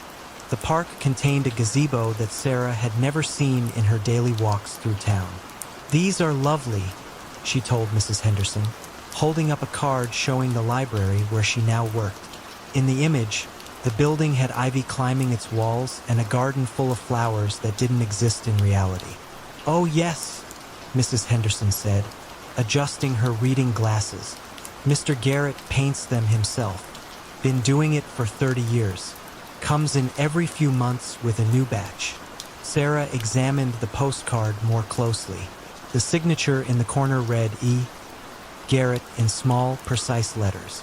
The painting style was realistic but soft, as if viewed through a gentle filter of memory or dream. "Where does he live?" Sarah asked. Mrs. Henderson paused, her hand hovering over the cash register keys. "Well, now, that's a good question. Somewhere out past Miller's Creek, I believe. He's not much for socializing." That evening, Sarah walked through town with several postcards in her pocket. She compared each painted scene with reality. The differences were subtle but consistent. Garrett's version of Millfield was prettier, more welcoming. Trees were fuller, buildings better maintained. The sky always touched with the warm light of either sunrise or sunset. Most strangely, the painted streets were populated with people Sarah didn't recognize. A woman in a blue dress walking past the hardware store. Children on bicycles that looked like they belonged to an earlier decade. An elderly man feeding pigeons that gathered around the town fountain. Sarah had lived in small towns before. She knew that in places like Millfield, everyone knew everyone else. But the people in Garrett's postcards were strangers to her. She began asking longtime residents about the postcard painter. The responses were always vague, tinged with the kind of uncertainty that suggested the speakers weren't entirely sure of their own memories. "Oh, Ethan Garrett," said Tom Bradley, who ran the hardware store. "Known him since I was young. Quiet fellow. Keeps to himself mostly. How long has he been painting postcards?" Tom scratched his chin, considering. "Seems like always. Though now that I think about it, I can't recall when he started exactly." Sarah's curiosity grew. She drove out past Miller's Creek one Saturday morning, following the winding country road that led away from town. The landscape was typical of rural New England, stone walls marking old property lines, maples beginning their autumn transformation, farmhouses set back from the road like quiet secrets. She found no mailbox marked Garrett, no obvious artist's studio, just miles of peaceful countryside that eventually looped back toward Millfield. The mystery deepened when Sarah discovered a box of old postcards in the library's storage room. These were vintage cards from the 1940s and 50s, yellowed with age and postmarked from distant cities. But mixed among them were several cards showing Millfield as painted by E. Garrett. The style was identical to the current postcards, but these showed the town as it had looked decades ago. Sarah held one up to the light. It depicted Main Street with the old elm trees that had been lost to disease in the 1980s. Cars from the 1950s were parked along the curb. A woman in a vintage dress and hat was entering what used to be Woolworth's Five and Dime. But even in these older postcards, there were the same subtle improvements. Buildings appeared freshly painted, gardens bloomed more luxuriously than nature typically allowed, and the people in the scenes possessed a timeless quality that made them seem both specific and universal. Sarah began to form a theory. Perhaps E. Garrett wasn't just painting Millfield as it was, but as it could be, as it should be. His postcards showed not the actual town, but its potential, the ideal version that existed somewhere between memory and hope. She started visiting the general store regularly, hoping to encounter the mysterious painter. Mrs. Henderson mentioned that he usually came in on Tuesday afternoons, but Sarah's Tuesday visits never coincided with his appearances. One October evening, as Sarah was closing the library, she noticed a figure standing across the street. An elderly man with gray hair and a worn canvas jacket was studying the building intently. In his hand, he held what appeared to be a sketchbook. Sarah stepped outside, but when she looked again, the man was gone. In his place was only the lamppost casting its circle of yellow light on the empty sidewalk. The next week, a new batch of postcards appeared at Henderson's store. Among them was one showing the library on a crisp autumn evening. In the painted scene, warm light spilled from every window, and a figure could be seen in the doorway, a woman with dark hair wearing a red scarf. Sarah recognized herself, but improved somehow. In Garrett's version, she looked more confident, more at home. The library behind her seemed more welcoming, more alive than the sometimes lonely building where she actually worked. She bought the postcard and kept it on her desk. Sometimes, on quiet afternoons when the autumn light slanted through the library windows just right, she would look at the painted version of herself and wonder if E. Garrett painted not just places, but possibilities. Perhaps somewhere in the space between what was and what could be, there existed a town exactly like the one in his postcards. A place where every day held the gentle promise of a perfect afternoon, and every person was the best version of themselves they could imagine being. The antique map showed streets that had never been built and a river that had changed its course 50 years too soon. Professor Julia Brennan found the map in a collection donated to the University of Vermont's Geography Department. It was beautifully drawn on heavy parchment, depicting the town of Millbrook, Vermont, in exquisite detail. The cartographer's signature in the lower right corner read, M. Thorne, 1952. What puzzled Julia was the map's impossible accuracy about things that hadn't yet happened. It showed the bypass highway that wasn't built until 1967. It depicted the shopping center constructed in the 1980s. Most remarkably, it showed the Millbrook River following a channel it had only carved after the Great Flood of 1978. Julia had been researching historical cartography for her dissertation on how maps reflect both geography and aspiration. This particular map seemed to document not the past, but somehow, impossibly, the future. She drove to Millbrook on a gray October afternoon to investigate. The town sat nestled in a valley between gentle hills, its main street lined with maple trees that had turned brilliant shades of gold and crimson. It was exactly as depicted on the mysterious map, down to the smallest details.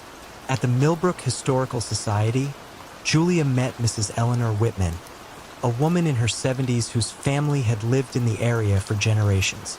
M. Thorne, Mrs. Whitman repeated, adjusting her reading glasses to examine the map Julia had brought. Oh my, yes, that would be Margaret Thorne. She was quite the local character. Spent most of her life drawing maps of places around here. Can you tell me about her? Mrs. Whitman led Julia to a display case in the corner of the small museum. Inside were several maps, all bearing the same signature and displaying the same impossible prescience about future developments. Margaret was born here in 1923, Mrs. Whitman explained. Her father was a surveyor, and she learned the trade from him. But Margaret's maps were unusual. She would spend weeks walking every inch of the area she was documenting. People said she could sense things about the land that others couldn't see. Julia examined the maps in the display case. Each one showed a different area of Vermont, and each contained details that shouldn't have existed when it was drawn. A map dated 1954 showed ski trails that weren't cut until the 1960s. Another from 1948 depicted a lake that was created by a dam built in the 1950s. Did anyone ever ask her how she knew these things would be built? Mrs. Whitman smiled, the expression carrying decades of fond memory. Oh, people asked. Margaret would just say she drew what the land wanted to become. She claimed she could see the potential in every hill and valley, every bend in the river. Is she still alive? Margaret passed away in 1985, but she left quite a collection of maps. Her daughter Caroline inherited them all. Julia felt a flutter of excitement. Does Caroline still live in the area? She does indeed. Lives in her mother's old house up on Birch Hill Road. Though I should warn you, Caroline is, well, she's continued her mother's work in her own way. The drive to Birch Hill took Julia through countryside that seemed suspended in eternal autumn. The leaves had reached that perfect moment of color that comes just before they begin to fall. Margaret Thorne's house sat at the end of a gravel driveway, a Victorian cottage surrounded by gardens that looked as carefully planned as any map. Caroline Thorne was a woman in her 50s with her mother's keen eyes and careful manner. She invited Julia in for tea and listened to her questions with the patient attention of someone accustomed to inquiries about her family's unusual legacy. "People have always been curious about Mother's maps," Caroline said, serving tea from a delicate china service. Cartographers, historians, land developers who wanted to know how she predicted where roads would be built. "And what did you tell them?" Caroline moved to a large oak cabinet and withdrew a leather portfolio. "I told them the same thing Mother told me. She didn't predict the future. She read the landscape." Caroline opened the portfolio to reveal dozens of maps, each one a masterpiece of detail and impossible foresight. Julia saw town squares that existed only as vacant lots when the maps were drawn, bridges that spanned rivers at precisely the points where they would eventually be built. "Mother taught me that land has memory and intention," Caroline explained. "Rivers remember their old channels even after they've been diverted. Hills remember the paths that people and animals naturally want to take. If you know how to look, you can see where things want to be built." Caroline pulled out a map that was clearly recent, drawn in the same careful style as her mother's work but showing contemporary Millbrook with additions that didn't yet exist. "I've continued the tradition," she said simply. "This map shows Millbrook as it will be in 10 years. The town council doesn't know it yet, but they'll want to build a new library right here." She pointed to a carefully drawn building on a lot that currently stood empty. Julia studied the map with fascination and growing unease. "How can you know that?" "The same way Mother knew. I walk the land. I listen to what it tells me. Every place has a destiny, Professor Brennan. Some people build against that destiny and struggle. Others learn to work with it and find that their projects succeed beyond their wildest hopes." Caroline returned the maps to their portfolio with careful reverence. "Mother always said that the best maps don't just show where things are. They show where things belong."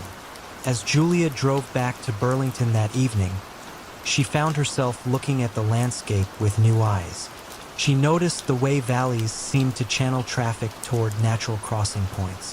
She observed how hilltops invited the placement of houses and how rivers carved paths that seemed to anticipate the bridges that would eventually span them. When she returned to her research, Julia approached her dissertation with a different perspective.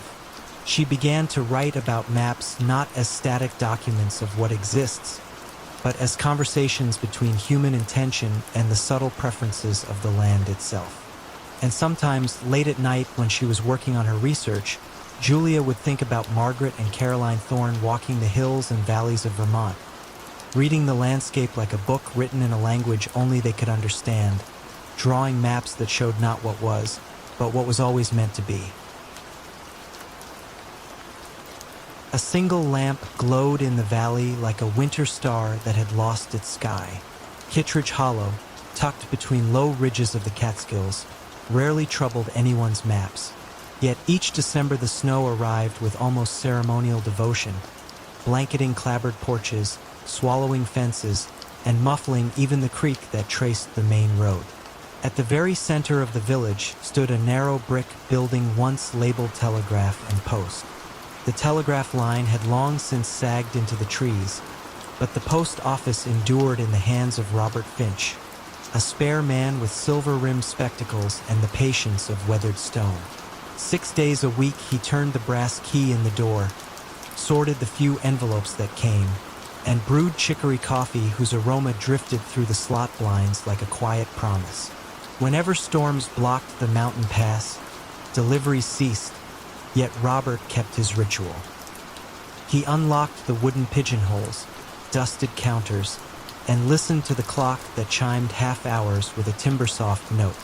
Villagers said the postmaster was not keeping time so much as keeping company with time, making sure it did not feel abandoned during the long white months. On the first Thursday of Advent, the snow deepened beyond the wheel ruts, and the mail truck expected from Kingston did not appear. Twilight found Robert alone in the small lobby, candles lit along the windowsill, gold wax catching the dusky hush. He prepared to close when he noticed a letter lying on the floor just inside the slot. No footsteps outside, no telltale thunk of the lid.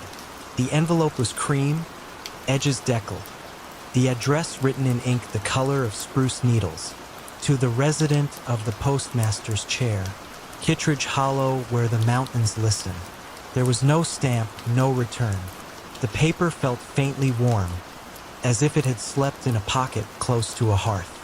Robert slit the flap with his bone knife and withdrew a single page. The pass is closed, yet certain words must still find their way. At midnight, unlock the back door. Leave the lamp lit. Receive what comes with quiet hands. No signature followed, only a hand-drawn sigil of a snowflake encircling a compass rose. Robert recalled no such emblem from any postal ledger. Still, the language bore the courtesy of seasoned correspondence, and courtesy, to him, was reason enough. He stoked the iron stove, then arranged a lone chair beside the service counter. Snow ticked against the windows like soft chalk on slate. The village beyond lay dark except for porch lanterns swallowed in drifted collars of white. Minutes, then hours threaded past. The clock chimed 11:30, its note swallowed almost before it could fade. At precisely midnight, Robert rose, crossed the sorting room, and lifted the latch of the rear door. Cold air folded inward, carrying a scent of pine sap and distant wood smoke. No figure waited, yet on the stoop rested a leather satchel, frost gilding its seams. Robert brought it inside, setting it beneath the brass ceiling lamp. The bag, though small, felt heavier than fresh mail should. He opened the buckles. Inside lay dozens of envelopes, each addressed in the same spruce ink hand, destinations ranging from cottages along the valley to outlying farms seldom seen until spring thaw. He checked the dates, none bore one. In the stamps place, each envelope carried that snowflake compass sigil. Robert sorted them methodically into pigeonholes, finding enough letters to fill every slot, even those owners long since moved away or passed on. He hesitated over those names, yet custom compelled him. Mail must be delivered, or at least offered the chance. Only when the last envelope found a home did he notice a second compartment in the satchel. There, tucked like a final thought, waited a journal bound in gray linen. The first entry read, "I trust the Hollow's keeper of messages will honor the covenant. Winter is a boundary. Words are bridges. Guard them until the thaw." Subsequent pages listed dates stretching back 50 winters, each with notations of storms and deliveries made despite them, always at midnight, always without witness. The most recent line left a space for the present year. Robert closed the journal slowly. A hush settled so deep he heard the tick within the clock's gears. A small heart braving cold silence. Morning raised a brittle blue light over snowdrifts sculpted into sleeping giants. Villagers arrived on sled or snowshoe, expecting emptiness, and found instead every pigeonhole filled. Abigail Marsh, whose husband had ventured west 2 winters ago, opened an envelope and gasped at the neat paragraphs inside. News of safe passage across the plains, a promise to return come spring. Old Mr. Calder received schematics for a windmill he had dreamed of building before his joints stiffened. Even the abandoned box labeled Hopewell Cabin, empty for 20 years, contained a letter for its last occupant, penned in a child's uncertain script, saying simply, "I remember the lilacs." Throughout the day, a gentle, awe-threaded conversation. How had the mail arrived? Who braved the pass? Robert only smiled, handing out envelopes, offering no theory beyond the fact that messages, like seeds under snow, found their moment to rise. That night, after locking the front door, he opened the journal and inked the date in the waiting space. Beside it he wrote, "Received and entrusted, bridges intact." Then he closed the volume and replaced it in the satchel, now empty of letters but ready for another season's cargo. Snow continued for 6 more weeks. The official postal route remained impassable.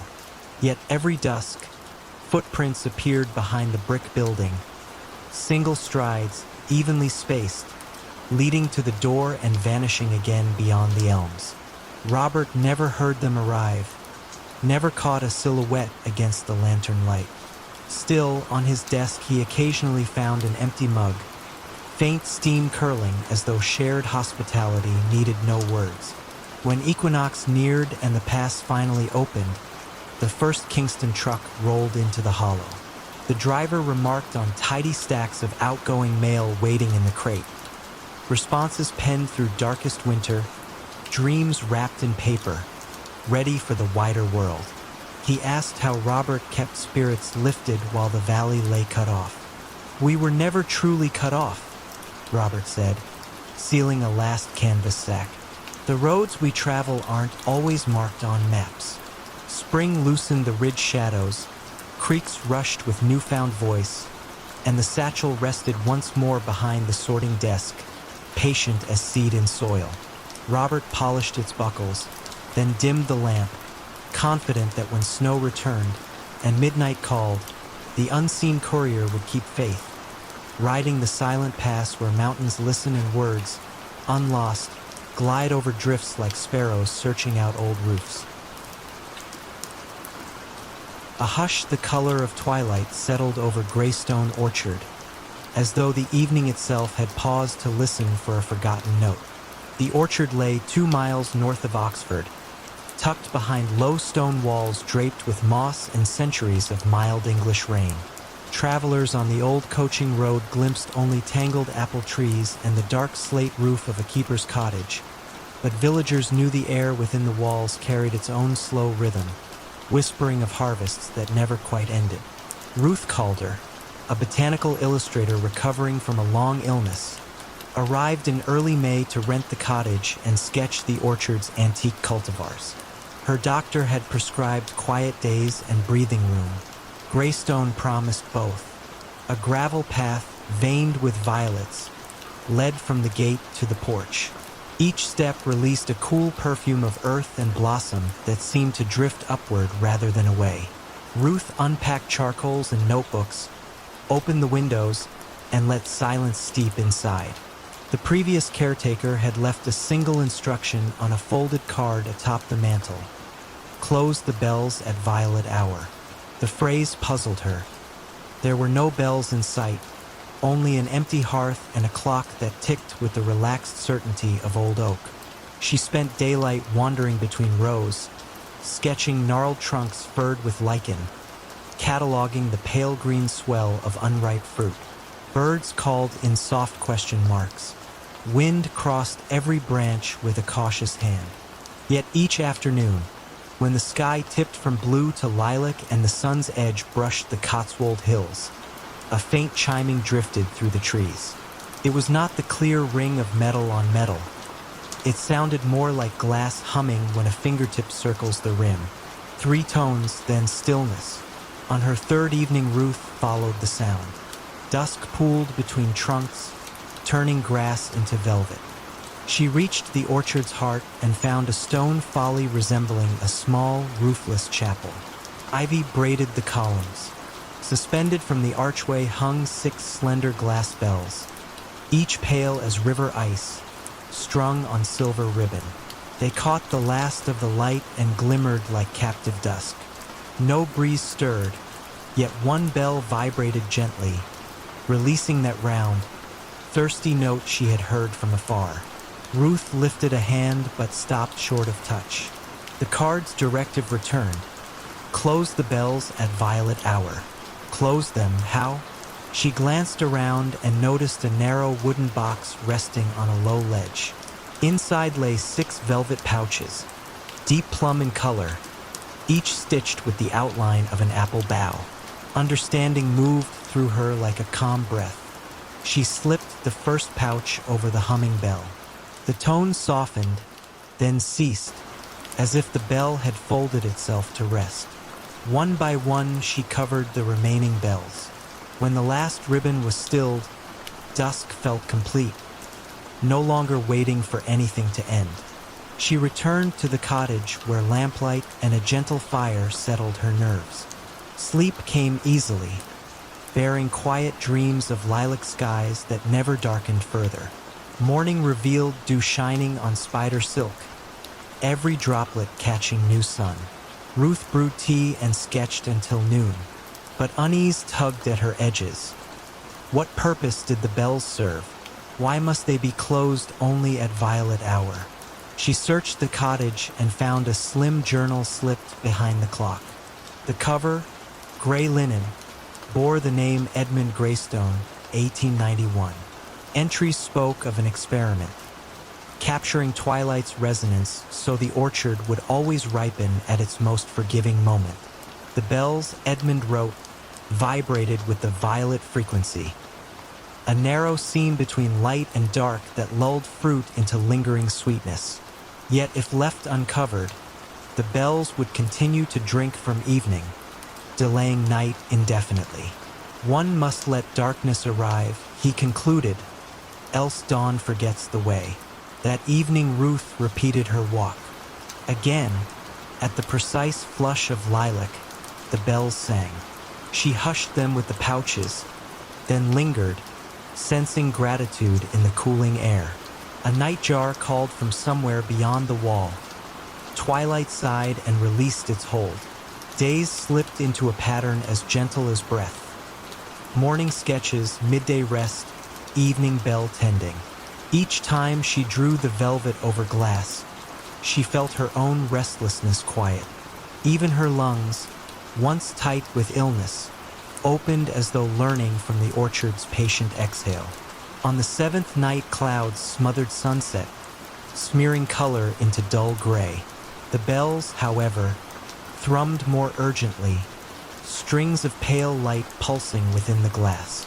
Ruth hurried, yet with each pouch she slipped on, the remaining bells rang louder, resisting closure. The air tasted of distant thunder. She recalled Edmund's warning, "Let darkness arrive." She steadied her breath and whispered, "The night is welcome." The final bell calmed beneath her fingers, sound folding inward like petals at close of bloom. Rain fell, gentle as tears of relief. Water slid along ivy leaves, tapping the stone in soft applause. Ruth stayed until the bells were silent, the pouches dark spots against flickering lightning. When she reached the cottage, she found the mantel card damp with dew, new words inked beneath the first. "Let the bells open at blossom moon." She checked the journal. Near the back, a clipped newspaper report described a phenomenon. Every 3rd June, when the moon swells above Greystone, apple blossoms glow faintly in the dark, as if remembering daylight. Edmund had theorized that reopening the bells on that night allowed moonlight to mingle with stored dusk, weaving sweetness into the coming harvest. The blossom moon would rise tomorrow. When the evening arrived, clouds cleared, revealing a silver coin balanced on dark branches. Ruth walked to the folly, removed each pouch. As the glass met open air, tones unfurled, not louder but richer, chords layered like dawn behind clouds. Pale radiance seeped from bell to branch. Petals shimmered with pearly light. The orchard seemed to breathe twice, once with earth, once with sky. Ruth closed her eyes, feeling the frequency settle into her bones. A gentle calibration of heartbeat and hope. She left the bells open that night. Before sleep, she noted in her sketchbook, "Dusk tends the breath, moonlight tends the marrow."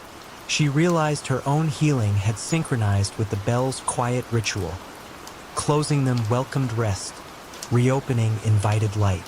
Month by month, the apples fattened, storing hints of lilac and silver in their skins. When Ruth finally packed to leave, she carried a basket for her doctor. Fruit that tasted of calm evenings and patient moons. On the mantel, she placed a fresh card. Close the bells at violet hour, open at blossom moon. The orchard remembers. As she latched the gate, twilight brushed the sky with the softest trace of purple. One bell rang once, farewell rather than alarm. Ruth smiled, the sound settling behind her ribs like a small, steady star. In that unhurried dark, even the river hushed its usual chatter, slipping between limestone banks with muted grace. Above the water, the narrow village of Eltberg drowsed.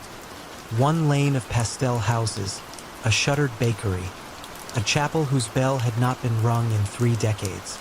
At the far edge, half hidden by walnut trees, stood House Marienfels, an ivy-clad mansion long since emptied of family but not, locals said, of memory. Marion Voigt arrived alone just after sundown. A cultural conservator from Trier, she had been asked to inventory the estate's remaining art before the property changed hands. Her small rental car clicked as it cooled. Otherwise, all lay still. She paused at the wrought iron gate, listening to crickets count the seconds between their calls. Somewhere on the slope an owl gave one contemplative note, then let silence close around it like water. Past the gate, a gravel drive curved toward the house. Fallen walnuts cracked softly beneath her shoes, the sound oddly muted beneath the dense canopy. Moonlight caught on upper windows, glazing them silver, while lower panes remained dark.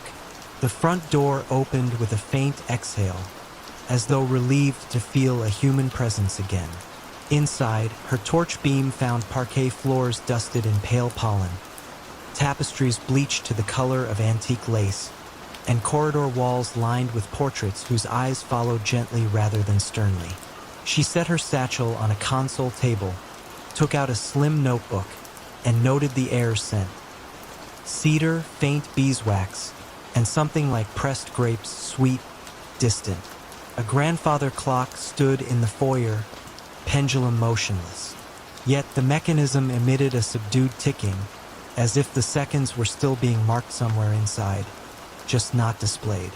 She touched the glass. The pendulum stirred, swung once, then rested again. The ticking remained calm, content. Guided by a rough floor plan, Marion sought the music room at the rear. Prior appraisals hinted that a forgotten painting, perhaps a minor romantic landscape, might hang there.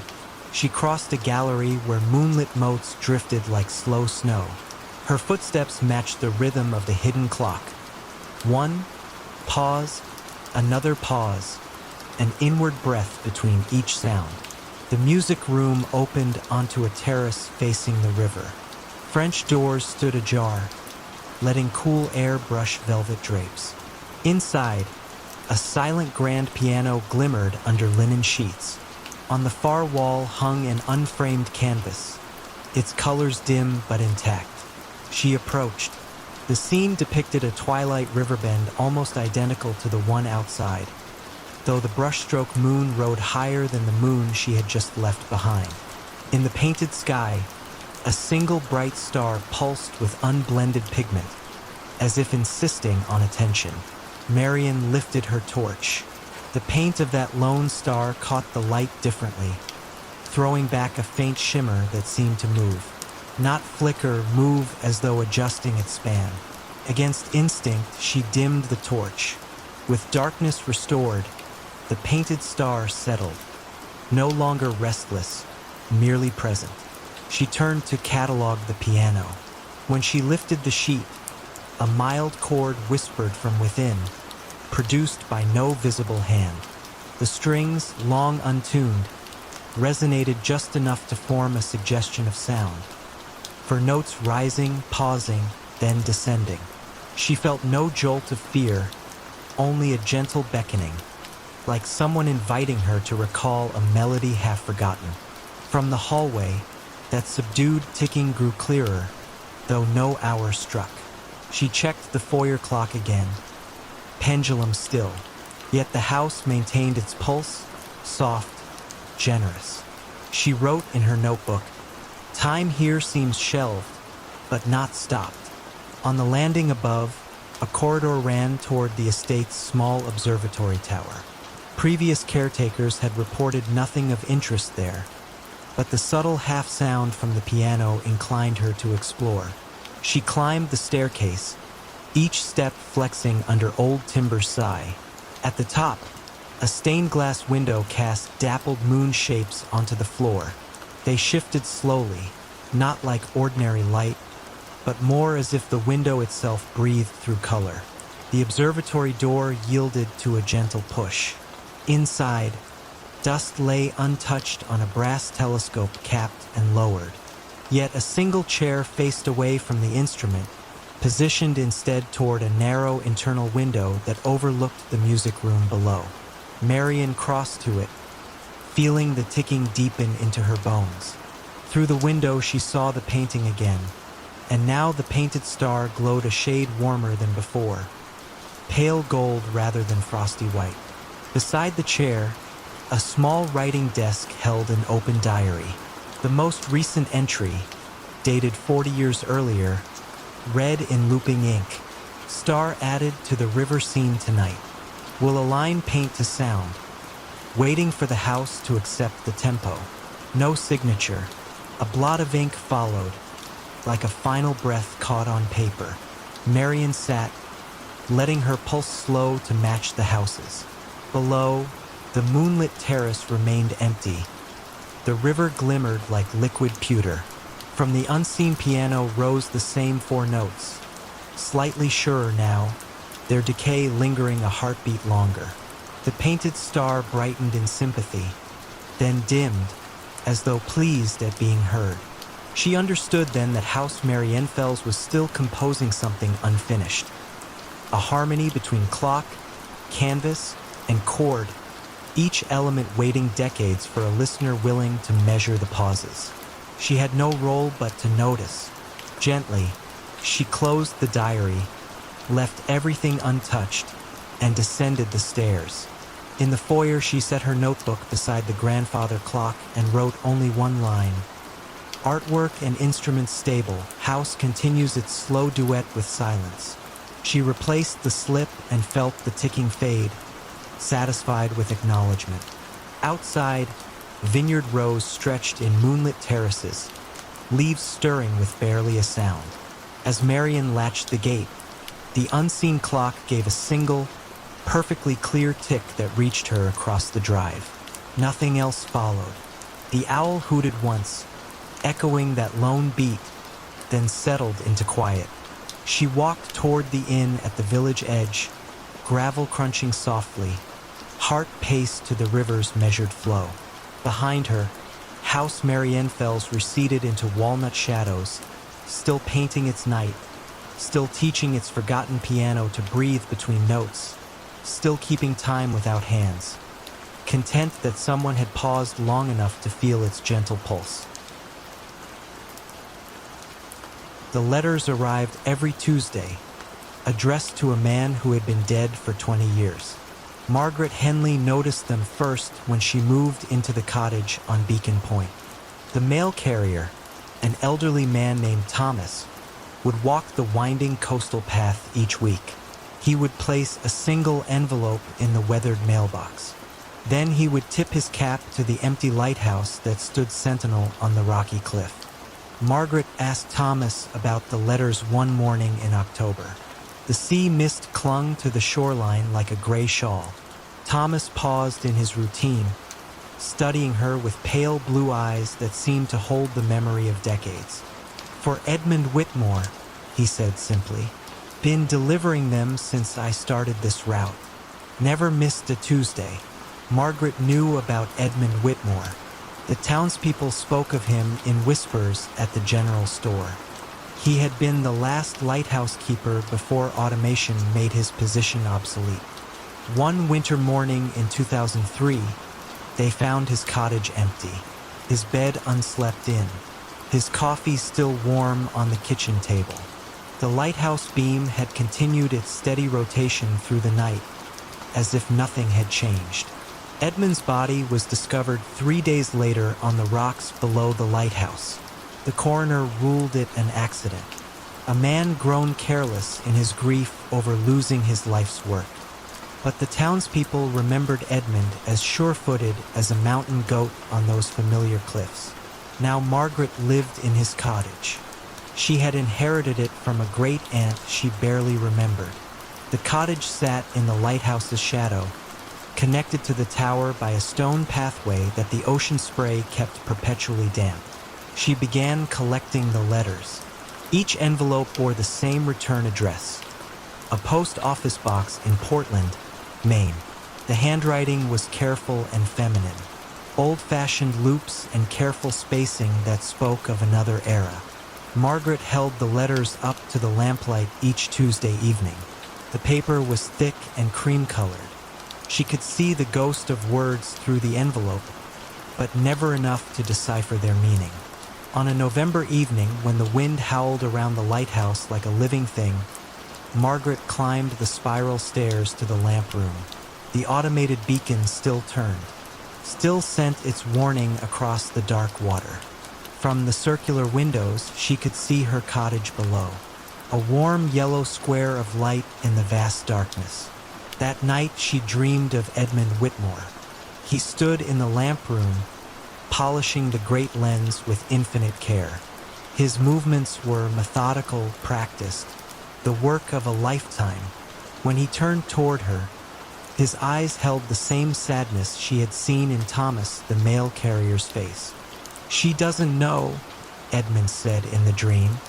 His voice was soft, nearly lost in the sound of wind and waves. "She keeps writing, keeps hoping I'll answer." Margaret woke with the dream still vivid in her mind. The next Tuesday, she waited by the mailbox for Thomas. When he arrived, she was holding all the unopened letters she had collected. "Who sends them?" she asked. Thomas looked at the stack of envelopes in her hands. For a moment, his composure faltered. His sister, Eleanor, lives in Portland now. Moved there after Edmund. He trailed off, then gathered himself. She always wrote to him, every week for 40 years. Old habits, I suppose. Margaret studied the top envelope. The careful handwriting suddenly seemed fragile. Heartbreaking. She doesn't know he's gone? Oh, she knows. Thomas adjusted his mail bag, preparing to continue his route. But knowing and accepting are different things, aren't they? Some love runs too deep for death to stop. That evening, Margaret sat at Edmund's old desk in the cottage. She took out writing paper and a pen. The lighthouse beam swept across her window in its eternal rhythm as she began to write. "Dear Eleanor," she started, "thank you for your letters. It means more than you know to receive them each week." She wrote about the cottage and the sea, about the way the morning light struck the lighthouse glass, about the peace she found in this place that Edmund had loved. She signed the letter simply, "A friend." The next Tuesday, Margaret walked to town and mailed the letter to Portland. When Thomas arrived with Eleanor's weekly letter to Edmund, Margaret smiled and accepted it with quiet reverence. Some mysteries, she had learned, were not meant to be solved, only tended to like lighthouse lamps in an endless night. A soft green light pulsed beneath the fog, like an echo seeking its original sound. Clonfert lay on Ireland's western rim where peat-scented fields dropped into the Atlantic, and the only building braving the cliff edge was an abandoned signal house, once the terminus of an undersea telegraph cable that carried news between continents.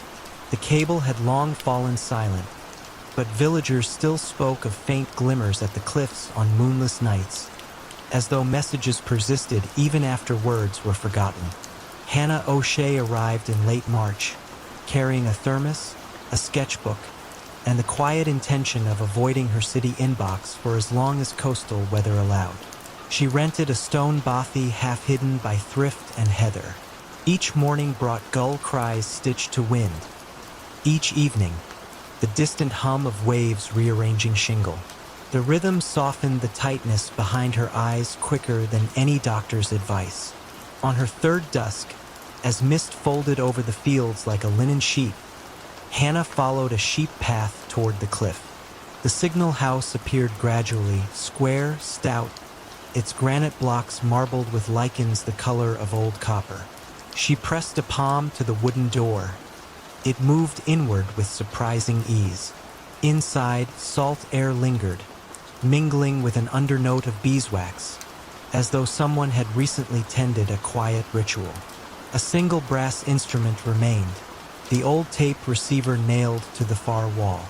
Its iron clockwork drum, once chattering with Morse, now sat still, yet in moonlight its mica window held a faint glow.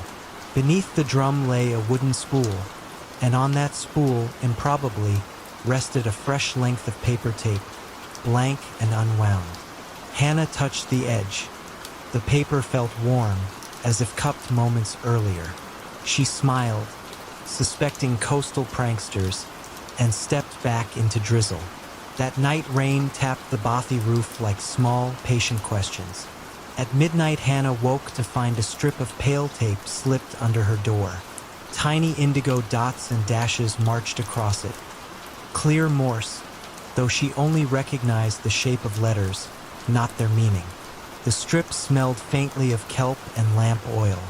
She lit a candle, copied the code into her sketchbook, and returned to sleep lulled by the steady metronome of rain. Morning sun silver-plated the ocean.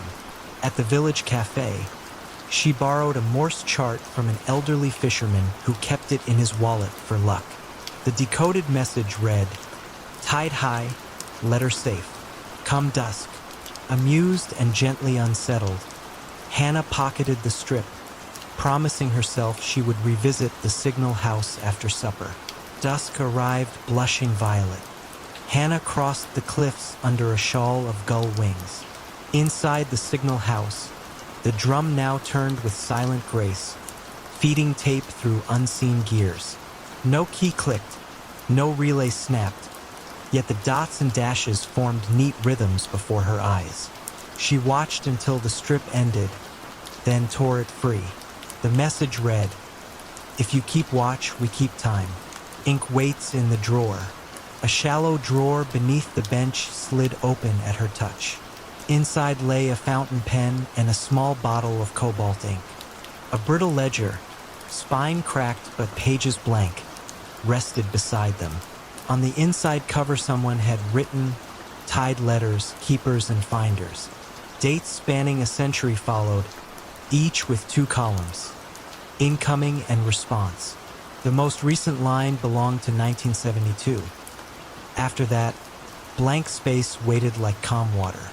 Hannah dipped the pen and wrote the date, then added under response, "Watching." She capped the ink, feeling the house exhale, a breath she sensed more than heard. Outside, the green light blossomed briefly through fog, as though acknowledging receipt. Over the next week, a gentle correspondence unfolded. Each midnight, another strip of tape slid beneath her door, sometimes damp with sea spray, sometimes crisp as parchment left near a stove. Messages whispered of tide heights, wind shifts, constellations hidden above cloud. She answered in the ledger at dusk, her handwriting slowing to match the patient cadence of surf. Questions crept in. Who sends the tape? The response, coded, arrived 2 nights later. The sea remembers every word. We only lend it a voice. Storms rolled in, low and thundering. Windows rattled, but the tape still found her, edges rimmed with salt crystals. One message read, "Cable phrase at Western Trench. Need witness when moon is new." The request felt neither urgent nor benign, simply inevitable. On the appointed night, Hannah stood on the cliff, black water yawning below. Foam trails glowed faintly, tracing a submerged line that pulsed toward the horizon. For one long moment, she sensed the cable itself breathing, fibers straining to share weight it could no longer keep secret. Then darkness settled back, and she returned inland carried by the hush of knowledge too deep for words. Her ledger reply was short, witnessed, hold steady. After the storm season broke, tourists began to trickle through the village, their chatter bright and quick. Hannah knew her leave would soon end. She walked to the signal house for a final dusk visit. The tape drum sat idle, its mica window dim. In the ledger, beneath her last entry, new ink glistened. Time turns, tide returns, keep the door unlatched. She added beneath, door unlatched. Thank you for the quiet. Before leaving, she placed fresh ink and paper in the drawer, folded the blanket she had brought against cold nights, and wedged the door open just enough for salt wind to wander through. On the path back, she glanced toward the cliff edge.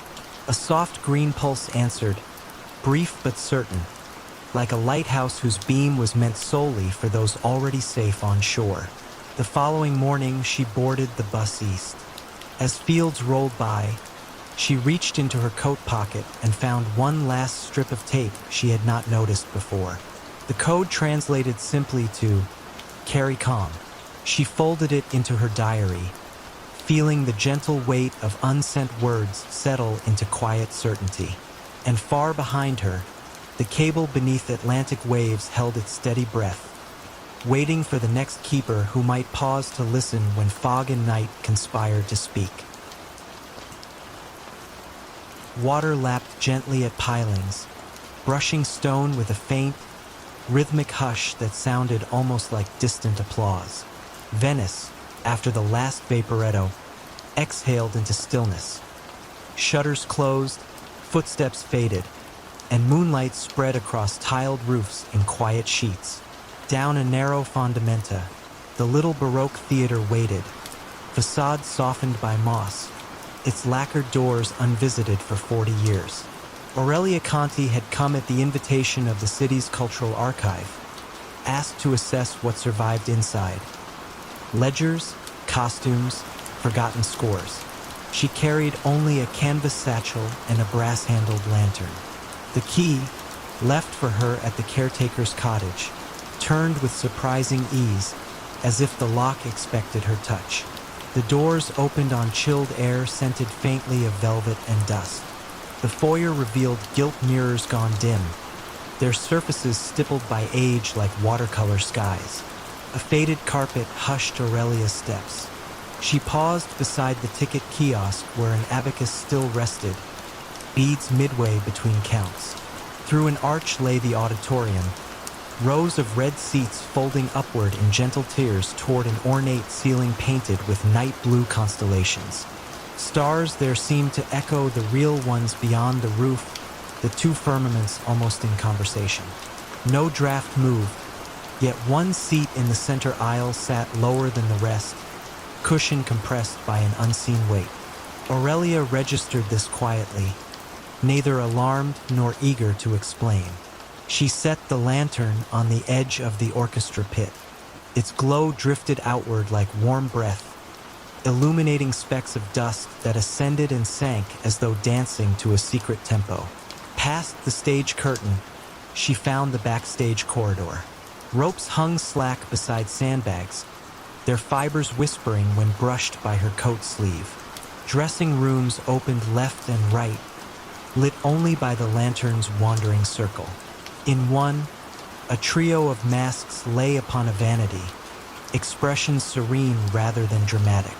Each retained a faint sheen, unclouded by time. Aurelia touched none, but noted a subtle warmth lingering over the porcelain, as if lamps had been extinguished mere minutes earlier. At the corridor's end, she reached the music library. Shelves bowed under leather-bound volumes, spines labeled in gilt, arias, madrigals, intermezzi. On the central table rested a narrow folio tied with ribbon the color of old rose petals. A tag read, Sinfonia per la Nebbia, first draft. She untied the ribbon. The manuscript pages bore delicate notation, yet between staves ran fine penciled phrases. Leave room for mist. Pause until silence answers. Tempo follows breath, not baton. She felt the urge to hum a single bar but refrained. Even an exhaled note might stir something better left placid. Instead, she unfolded her notebook and copied a few measures. The ink from her pen seemed almost to welcome the company of those older marks, aligning themselves gently on the page. Somewhere above, a faint rustle drifted down, wood rubbing against wood, perhaps a shutter shifting. Aurelia listened. The sound stopped, replaced by a softer murmur.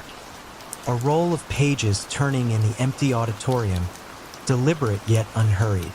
She pictured the lone seat half-folded, now settling farther, as though its hidden occupant adjusted posture to follow her progress backstage.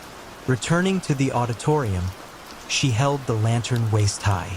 The seat now stood upright, cushion undisturbed. Nothing else had moved, yet in the orchestra pit a conductor's baton rested across the music stand, parallel to the edge, gleaming faintly. It had not been there earlier.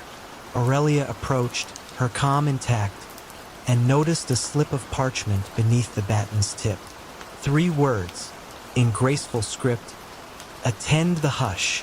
She obeyed without thinking, extinguishing the lantern. Darkness enfolded her, velvet soft. At first she heard only the breathing of the building. Wooden beams settling, water beyond the walls sipping at foundations. Then, from somewhere uncertain, perhaps the balcony, perhaps the imagined rafters above the false stars, issued a single chord, whispered rather than played, like the echo of a distant cello warming its strings. The tone lingered, trembling at the edge of hearing, before fading into a silence deeper than the one preceding it. She waited, heart steady, until a second chord answered, lower, slower. An amiable exchange, unresolved yet tender. The pause that followed stretched long enough to feel like a held breath spanning centuries. In that hollow, a curious peace settled over her shoulders, as though the theater recognized in her a respectful listener. When the third chord came, soft, barely tangible, it drifted outward, dissolved, and did not return. The hush that followed felt complete, needing nothing more. Aurelia relit the lantern. The baton lay precisely where she had found it. The parchment was gone. She completed her survey without haste, recording temperatures, photographing set pieces left inside wings like motionless actors waiting for a cue that would never arrive. The manuscript she returned to its ribbon and shelf. Before leaving, she took one final look at the auditorium. The ceiling's painted constellations seemed brighter now, a gentle glow emanating from their faded pigments, guiding her gaze along imagined currents of night. Outside, the canal touched stone with its patient rhythm. Aurelia locked the doors, pocketed the key, and began along the narrow path toward the caretaker's cottage. Behind her, the theater's facade melted once more into shadow, its secrets folded neatly between silence and remembrance. At the crossing bridge, she paused. A breeze carried a faint vibration across the water, an echo of those whispered chords, then let it dissipate into the moonlit mist. She smiled, knowing the music would return for the next listener willing to attend the hush. Sleep beckoned gently, promising that whatever mysteries lingered on that small stage would keep their own immaculate time, serenading empty velvet rows with chords delicate enough to drift through dreams without waking them. A fine salt mist drifted in from the North Atlantic, and with it came a hush so complete that the old lamps along Avansford Quay seemed to breathe rather than burn. No one truly remembered when the lamps had first appeared, cast iron stems rooted in granite, their glass panes rippling like pond water, yet every evening at exactly 8, they brightened in perfect unison, unmarred by wind or rain, as though a hidden hand tended them. The town lay folded between headland and sea, its slate roofs huddled closely, its streets cobbled with stones smoothed by centuries of patient tides. Fishermen spoke in low tones, Shopkeepers closed early, and visitors, sensing an unnamed etiquette, slowed their steps without knowing why. Even the gulls, overhead, called half-heartedly, their wings barely disturbing the fog that curled along eaves and chimneys. On this particular evening in late November, Nora Bennett walked the quay path alone. She had come from London for quiet, renting a small attic room above Mrs. Kersey's bakery. Her doctor had advised rest for a mind worn thin by city hours and ceaseless conversation. Avonsford offered silence in generous measure, but it also offered questions that floated like sea foam, clinging, refusing to dissolve. Nora paused beside the third lamp from the harbor mouth, a lamp whose glass always showed a faint amber stain, as though dusk itself had settled inside. She watched the minute hand of her pocket watch climb toward 8. The second hand ticked with deliberate poise, and she felt her own pulse match it, steady and unhurried. 8 chimes from the church tower drifted across slate and water. The lamps lifted their glow at the very first note. They brightened neither quickly nor slowly, but in a soft flourishing, the way dawn unfolds behind closed eyelids. Nora looked for movement, perhaps the tilt of a ladder or the sweep of a wick trimmer, but there was nothing. Just the lamps, awake once more. Local legend spoke of a lamplighter named Elias Reed, a quiet man who, long ago, had walked the quay with a pole and lantern each twilight. After 40 years of service, he had vanished on a winter's night, leaving his pole beside the harbor steps and his lantern dark. The lamps, townsfolk claimed, had kindled themselves ever since, following some covenant of loyalty.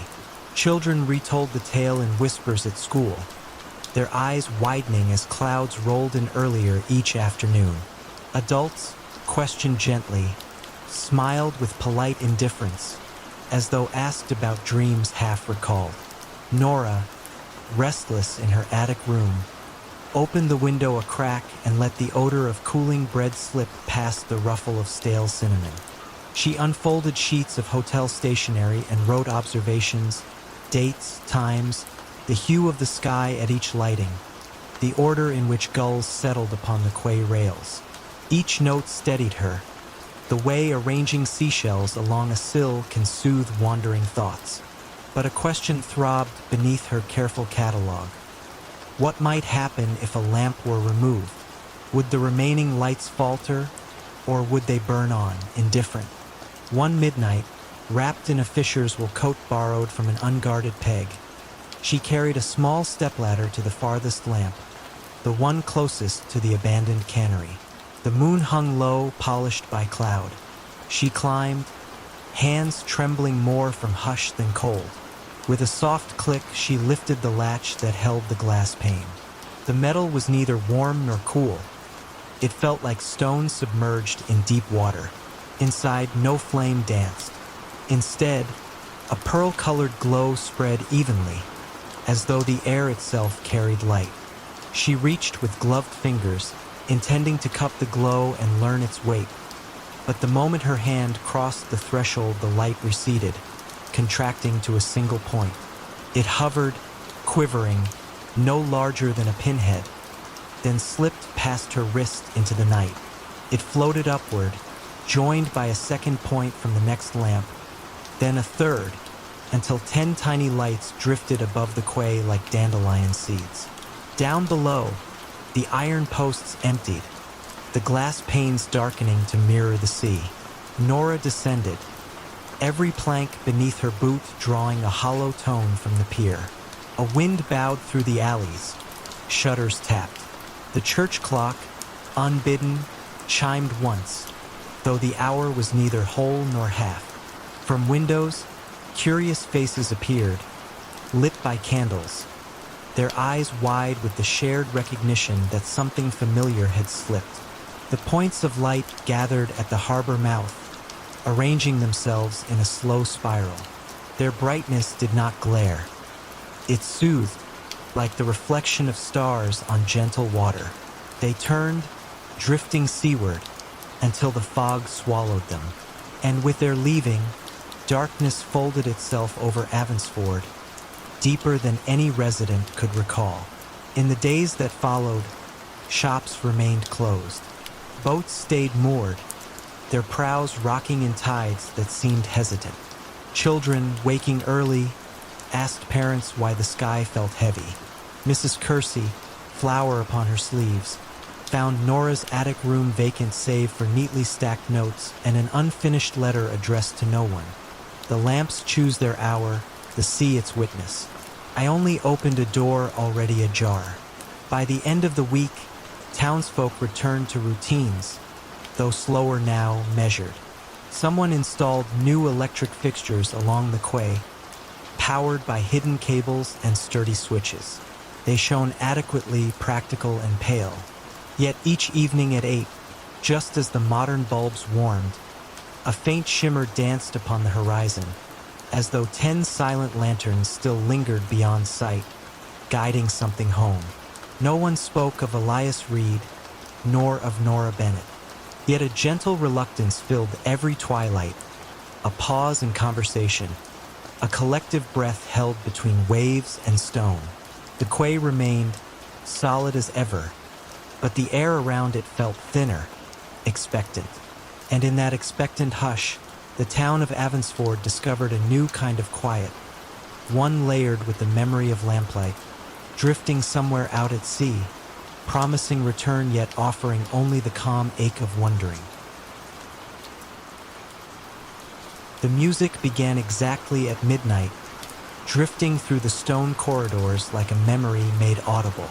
Dr. Helena Voss first heard it on her third night working alone in the Bodleian Library's restricted archives. She had taken the position in Oxford to catalogue a recently donated collection of medieval manuscripts. The work required after-hours access when the main library was closed and the ancient building settled into its nighttime stillness. The melody was faint but unmistakable. A single voice, unaccompanied, singing what sounded like a medieval plain chant. The notes seemed to echo from somewhere deep within the building's maze of storage rooms and forgotten chambers. Helena paused in her work, listening. The voice was beautiful but melancholy, carrying words in a language she couldn't identify. After several minutes, the singing faded away, leaving only the familiar whisper of the heating system and the distant sound of Oxford's late-night traffic. She mentioned the music to Dr. Pemberton, the head archivist, the following morning. He looked puzzled, adjusting his wire-rimmed glasses in the way he did when confronted with something unexpected. Music? At midnight. He considered this carefully. These old buildings do strange things with sound. Pipes settling, wind in the ventilation systems. The acoustics can play tricks. But Helena knew the difference between mechanical sounds and human voice. The melody had been too pure, too intentional to be anything but deliberate music. The singing returned the next night. This time, Helena left her workstation to investigate. She followed the sound through corridors lined with centuries-old books, past reading rooms where scholars had pondered manuscripts by candlelight long before electricity illuminated their work. The voice seemed to move through the building like a ghost, always just ahead of her footsteps. When she paused to listen more carefully, it would fade. When she resumed walking, it would return, leading her deeper into sections of the library she hadn't yet explored. Helena found herself in a circular room she had never seen before. Ancient wooden shelves curved along the walls, filled with manuscripts bound in cracked leather and vellum. In the center of the room stood a single desk with a green-shaded lamp that cast a pool of warm light on its surface. The singing stopped abruptly. In the sudden silence, Helena noticed that the manuscripts surrounding her were all musical notation. Medieval chants, Renaissance madrigals, compositions in systems of notation she had only read about in academic papers. On the central desk lay an open manuscript. The pages were cream-colored vellum, covered with musical notes drawn in faded brown ink. At the top of the page, written in elegant Latin script, were the words Cantus Memoriae, Song of Memory. Helena approached the desk carefully. The manuscript was clearly medieval, possibly 13th century. The musical notation was beautifully illuminated with tiny painted flowers and birds that seemed to dance between the staff lines. But what struck her most was the condition of the pages. Despite their apparent age, they showed no signs of deterioration. No foxing, no brittle edges, no fading of the illuminations. She photographed several pages with her phone, intending to research the piece later. But when she reviewed the images the next morning, they showed only blank vellum. No musical notation, no illuminated decorations, nothing. Helena returned to the circular room the following night. This time she brought proper archival photography equipment. But when she reached the place where the room should have been, she found only a storage closet filled with cleaning supplies. She spent hours retracing her steps, exploring every corridor and chamber she could access. The circular music room had vanished as completely as if it had never existed. The midnight singing continued night after night.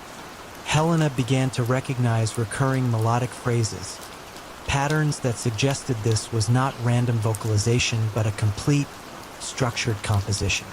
She started bringing a small recorder to work, hoping to capture the music for analysis.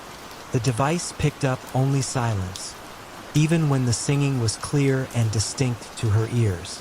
Helena delved into the history of the Bodleian Library, searching for any reference to musical manuscripts or mysterious phenomena. In a 19th century librarian's journal, she found a curious entry. The night music continues to perplex. Brother Thomas insists he hears plain chant in the early hours, always the same melody. I have searched every chamber and found no source. Perhaps the stones themselves remember the prayers once sung within these walls. Further research revealed that parts of the library had been built on the foundations of a medieval monastery. The monks of St. Bartholomew had been known for their musical scholarship and had maintained one of England's finest collections of sacred music before the dissolution. Helena began to understand that she might be hearing not present music, but musical memory embedded in the very stones of the building. The voice that sang each midnight belonged to no living person, but to the accumulated echo of centuries of devotional song. On her final night in the archives, Helena completed her cataloging work early and sat quietly in the main reading room, waiting for midnight. When the familiar voice began its nightly song, she didn't try to follow it or record it. Instead, she simply listened. The melody was heartbreaking in its beauty, carrying within its notes all the longing and faith of voices long silenced. It spoke of dedication to something larger than individual existence, of the human need to create beauty even in isolation, of the way music could bridge the gap between the living and the dead. As the song faded with the approach of dawn, Helena whispered a quiet "thank you" to the darkness. Some gifts, she had learned, were meant to be received rather than captured. Some mysteries were more beautiful when left unsolved. The music stopped after that night. But sometimes, when Helena worked late in other libraries and archives around the world, she would pause in her cataloging and listen carefully to the silence. And occasionally, very occasionally, she would catch the faintest echo of that midnight voice, singing its eternal song of memory through the patient stones of ancient buildings. The 11:47 train to Nowhere arrived every night at the abandoned Millfield station, though the tracks had been removed 20 years ago. James Crawford first heard it during his third week as night security guard at the old railway depot. The building had been converted into a cultural center, its waiting rooms transformed into gallery spaces, and its ticket office into a coffee shop that served commuters who now traveled by bus and car. The sound began as a distant whistle, lonesome and clear in the midnight air. Then came the rhythmic chatter of wheels on rails, growing steadily louder as the phantom locomotive approached the station. James could hear the hiss of steam brakes, the mechanical sigh of doors opening, the shuffle of passengers boarding and alighting. By the time James reached the platform, the sounds had faded. All that remained was the empty space where tracks had once carried trains to destinations throughout New England. Weeds grew between the old railroad ties that had been left as a historical display, and the platform stretched into darkness under stars that reflected off rails that were no longer there. James mentioned the phantom train to Margaret Ellis, the Cultural Center's director, during his first weekly check-in.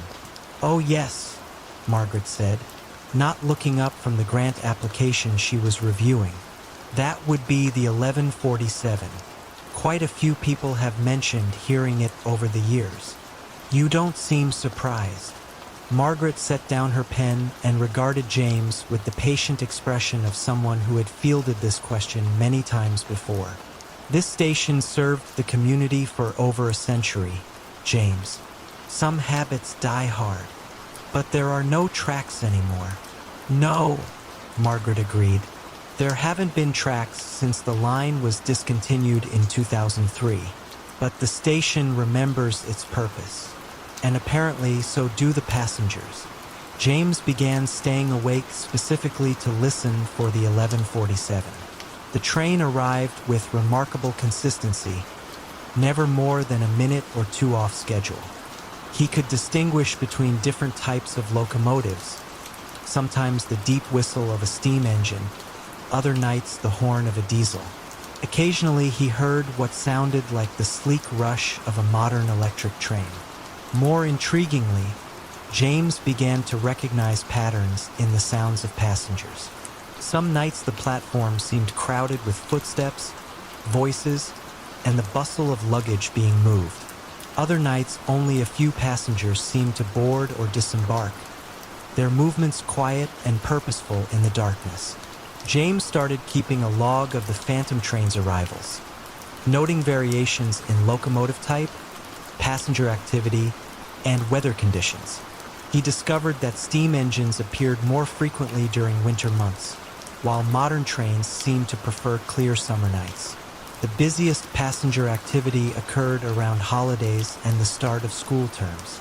One particularly clear October night, James decided to position himself directly on the old platform as 1147 approached. He stood where passengers would have waited for real trains in the station's active years, listening carefully as the familiar sounds grew closer. The whistle sounded. The locomotive approached with its steady rhythm. Brakes hissed. Doors opened with their mechanical precision, and James saw them. Translucent figures moved along the platform with the purposeful energy of travelers. A woman in a 1940s coat carried a suitcase and consulted a pocket watch. A young soldier in uniform embraced someone who might have been his sweetheart. Children pressed their faces to what would have been train windows, waving goodbye to relatives on the platform. The passengers were from different eras, dressed in clothing that spanned decades of the station's operation. They moved with the distinctive urgency of people catching trains, some hurrying to board, others savoring final moments before departure, a few arriving with the relief of journeys completed. James watched, transfixed, as the ghostly scene played out around him. An elderly conductor called "All aboard" in a voice that carried the authority of countless such announcements. Steam, or the memory of steam, rose from an invisible locomotive. Then, as always, the sounds faded. The platform returned to its empty present, and James stood alone under the stars with only the gentle sound of wind moving through the trees that had grown up along the old right-of-way.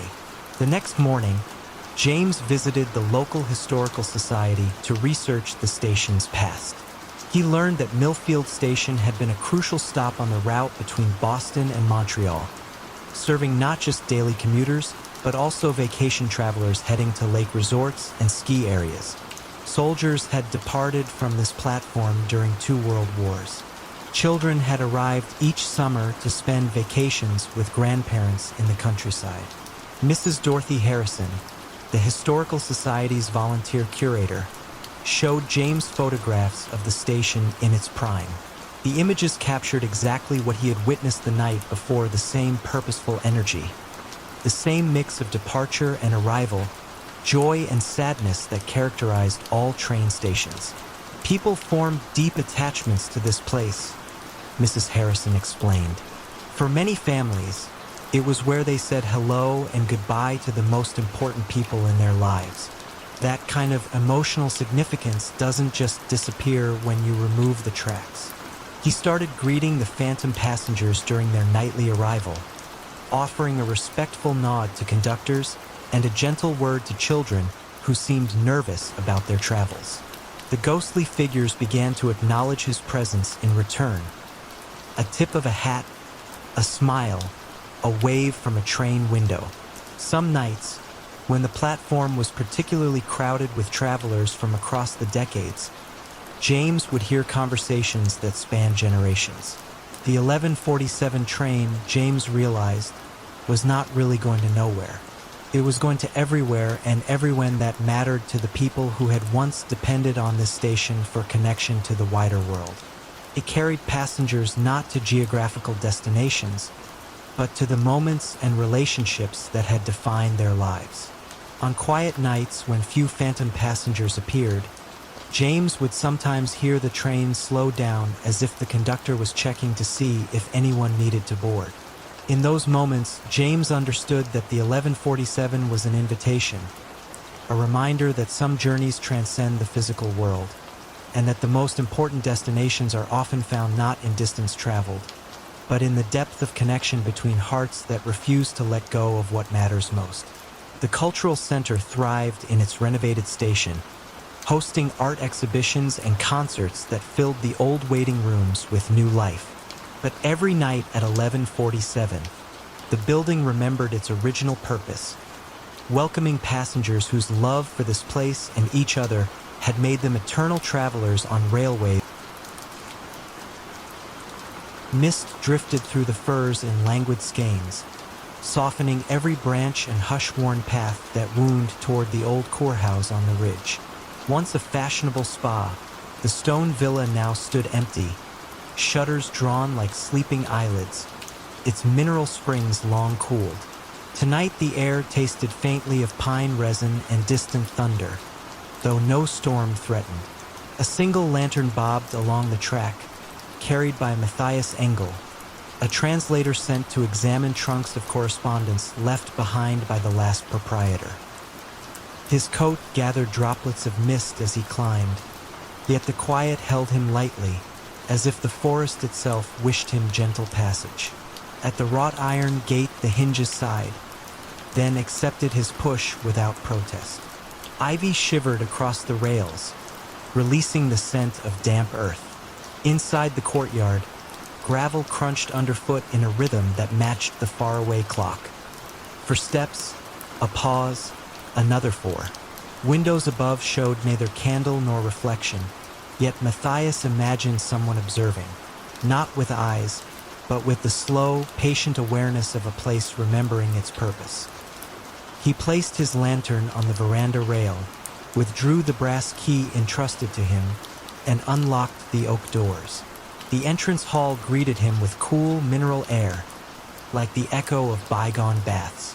Long mirrors lined the walls, their silvering clouded to soft pewter. Between them hung pastel murals depicting mountain springs, each scene framed by curling acanthus leaves. Colors, though faded, still carried a quiet glow. On the mosaic floor, a map of the region spread underfoot, its river tiles glinting whenever the lantern swung. Matthias paused, letting the Kelbach stream at his bootside glimmer blue for a heartbeat before continuing toward the writing room indicated on his instructions. The room waited at the far end of a corridor, door ajar. Shelves embraced 3 walls. On the 4th, tall windows overlooked the valley, panes fogged by the night mist. A mahogany desk, polished to a muted sheen, held a single oil lamp already lit. Matthias frowned gently. No caretaker was scheduled for another day, but he felt no alarm. The flame wavered once, then steadied, bright enough to read without harshness. Beside the lamp rested a wooden crate filled with letters, each envelope edged in pale green. The topmost bore no address, only a wax seal impressed with a tiny water droplet. He opened it with careful fingers. Inside lay a folded sheet and 3 words in delicate script. "Wait for silence. Nothing more." He set the note aside, removed his notebook, and began cataloging dates and handwritings. French, Hungarian, occasionally archaic German, each mentioning the listening spring in passing, as though all correspondence took the phrase for granted. Outside, the village clock chimed again, 9:30. Its tone softened by distance and woodlands. As the last vibration faded, something within the villa answered. A faint gurgle, like water shifting through hidden pipes. The sound traveled under the floorboards, paused beneath the writing room, then hushed. Matthias inclined his head, recognizing a pattern akin to breath. Inhale, hold, exhale. He remembered the note's instruction and set his pen down. He closed his eyes. The villa's hush deepened, settling around him like wool. Somewhere in that woven quiet he discerned a whisper, too low for words, but shaped like language nonetheless. It moved through the shelves, brushed the lamp glass, glided along the ceiling moldings, then found rest at the desk's edge. When he opened his eyes, a fresh envelope lay atop the crate. Wax still gleamed liquid. He opened it. This time, the paper held a short passage in fluid French. Consult the map beneath the mirror when the spring speaks twice. Beneath the text, someone had drawn a simple symbol, a circle split by a wavy line. Matthias turned the page. The reverse was blank but faintly damp, as though dipped in cool water seconds before. He slipped the note into his pocket. The hallway mirrors awaited, surfaces smudged by decades. He approached the largest, lantern lifted. Beneath its frame, just visible through a film of dust, lay a hinged panel no broader than a palm. He pressed gently. The panel slid aside to reveal a recessed niche containing a folded cloth map. Its linen surface felt chilled, almost freshly laundered, though the ink bore a century-old hand. The wavy line bisected the central circle, identical to the symbol on the note. At its center, a dot glowed faintly, phosphorescent paint, still alive after so long. As Matthias studied the mark, the water gurgle returned, 2 gentle surges rising from the floorboards as if the house were clearing its throat. He pictured subterranean channels, springs still pulsing beneath stone and tile, keeping faith with their origins. According to the map, a staircase at corridor's end led downward to a small pool once reserved for hydrotherapy. Lantern held steady, he followed. The stairs descended in even spirals, walls cool and damp. At the bottom, a vaulted chamber opened, lit by neither lamp nor window, yet possessing a tender glow from mineral veins within the stone. In its center lay a circular basin of milky quartz, water rippling though no pipe discharged. The surface quivered as he approached, sending rings outward in courteous greeting. He knelt, hearing again that soft, near-speech cadence, a consonant of water, a vowel of air. Remembering childhood folklore, he whispered a simple salutation. The ripples slowed.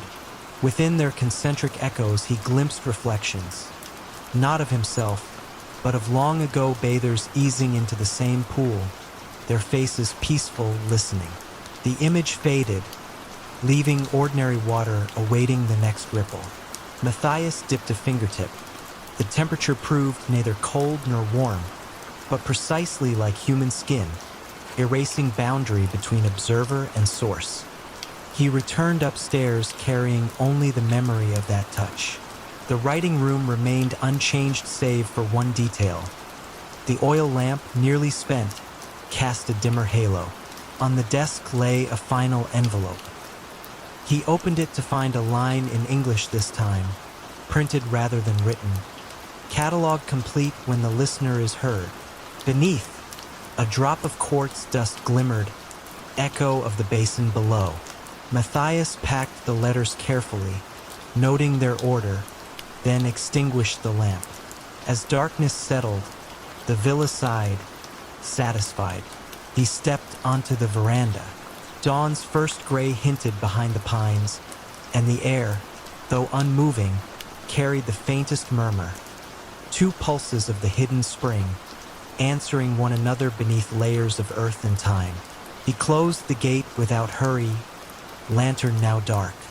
In the valley, the village clock marked 6 o'clock, each chime tempered by morning mist. Between the strokes lay wide, lucid quiet, reminding him of the basin's calm skin. He walked downhill, heart eased into that cadence. Behind him the courthouse waited, listening still, its limitless correspondence at last entrusted to someone who understood that some archives speak not in words, but in the slow, gentle grammar of water and pause. The village of St. Roche lay folded among low Provençal hills, its stone lanes warmed by centuries of sun. Yet tonight a muted coolness drifted in from the fields. Shadows lengthened across shuttered cottages, carrying the faint scent of crushed time. Above the tiled roofs, the abandoned Monastère de Trois Sources rose like a pale memory, arches silvered by moon-ready light. Although the monks had departed decades ago, travelers still spoke of quiet footprints and candle-glow glimpsed through broken cloisters when evening settled. Émile Durant arrived on foot, coat brushed with road dust, carrying a leather folio and a single fountain pen. The village mayor had written him with polite urgency. Lost hymnals had surfaced in the monastery library, pages fragile as moth wings, and required a careful hand. Émile agreed, drawn by the chance to listen for echoes in forgotten halls. He found lodging above the bakery, where warm bread cooled on wide oak boards. Madame Lavelle offered him lavender tea, then pointed toward the hillside path. "Go before full dark," she murmured. The stones dream more softly then. He started at twilight, feet crunching along a chalky track lit by dusky gold. Crickets kept a measured cadence, leaving ample space between their songs. Midway, a small spring bubbled beside a fig tree, its water clear, its voice subdued, as though reciting prayers. Émile paused, knelt, and touched the surface. The ripples traveled outward in perfect circles, slow, deliberate, like breath before sleep. The monastery gate, wrought iron faded to moss green, stood slightly ajar. A sigh of wind moved through, lifting a dry leaf that spiraled upward, then settled again. Inside, the main courtyard opened wide to the sky. Cloister arches framed pockets of shadow where vines climbed with patient insistence. Marble benches lined the walk, edges worn smooth by silent congregations of time. Somewhere deeper, a single bird called once, a soft note, then fell still. Émile's lantern cast amber ovals along the flagstones. He followed the corridor toward the scriptorium, guided by memory of monastic plans he had studied in dusty archives.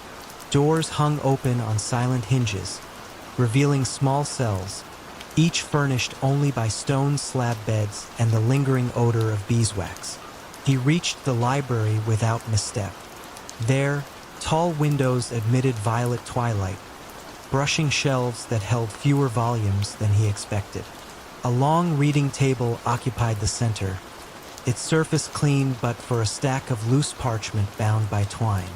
He set the lantern down, its glow settling like calm water.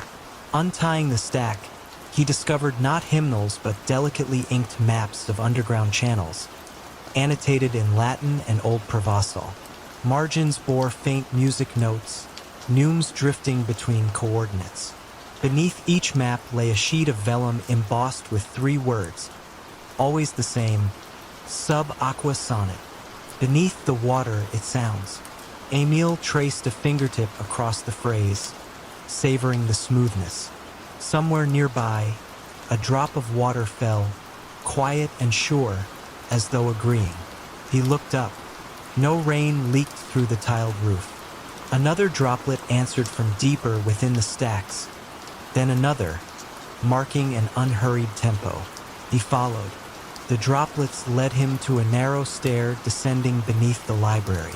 Cool air met him, scented faintly of river stone.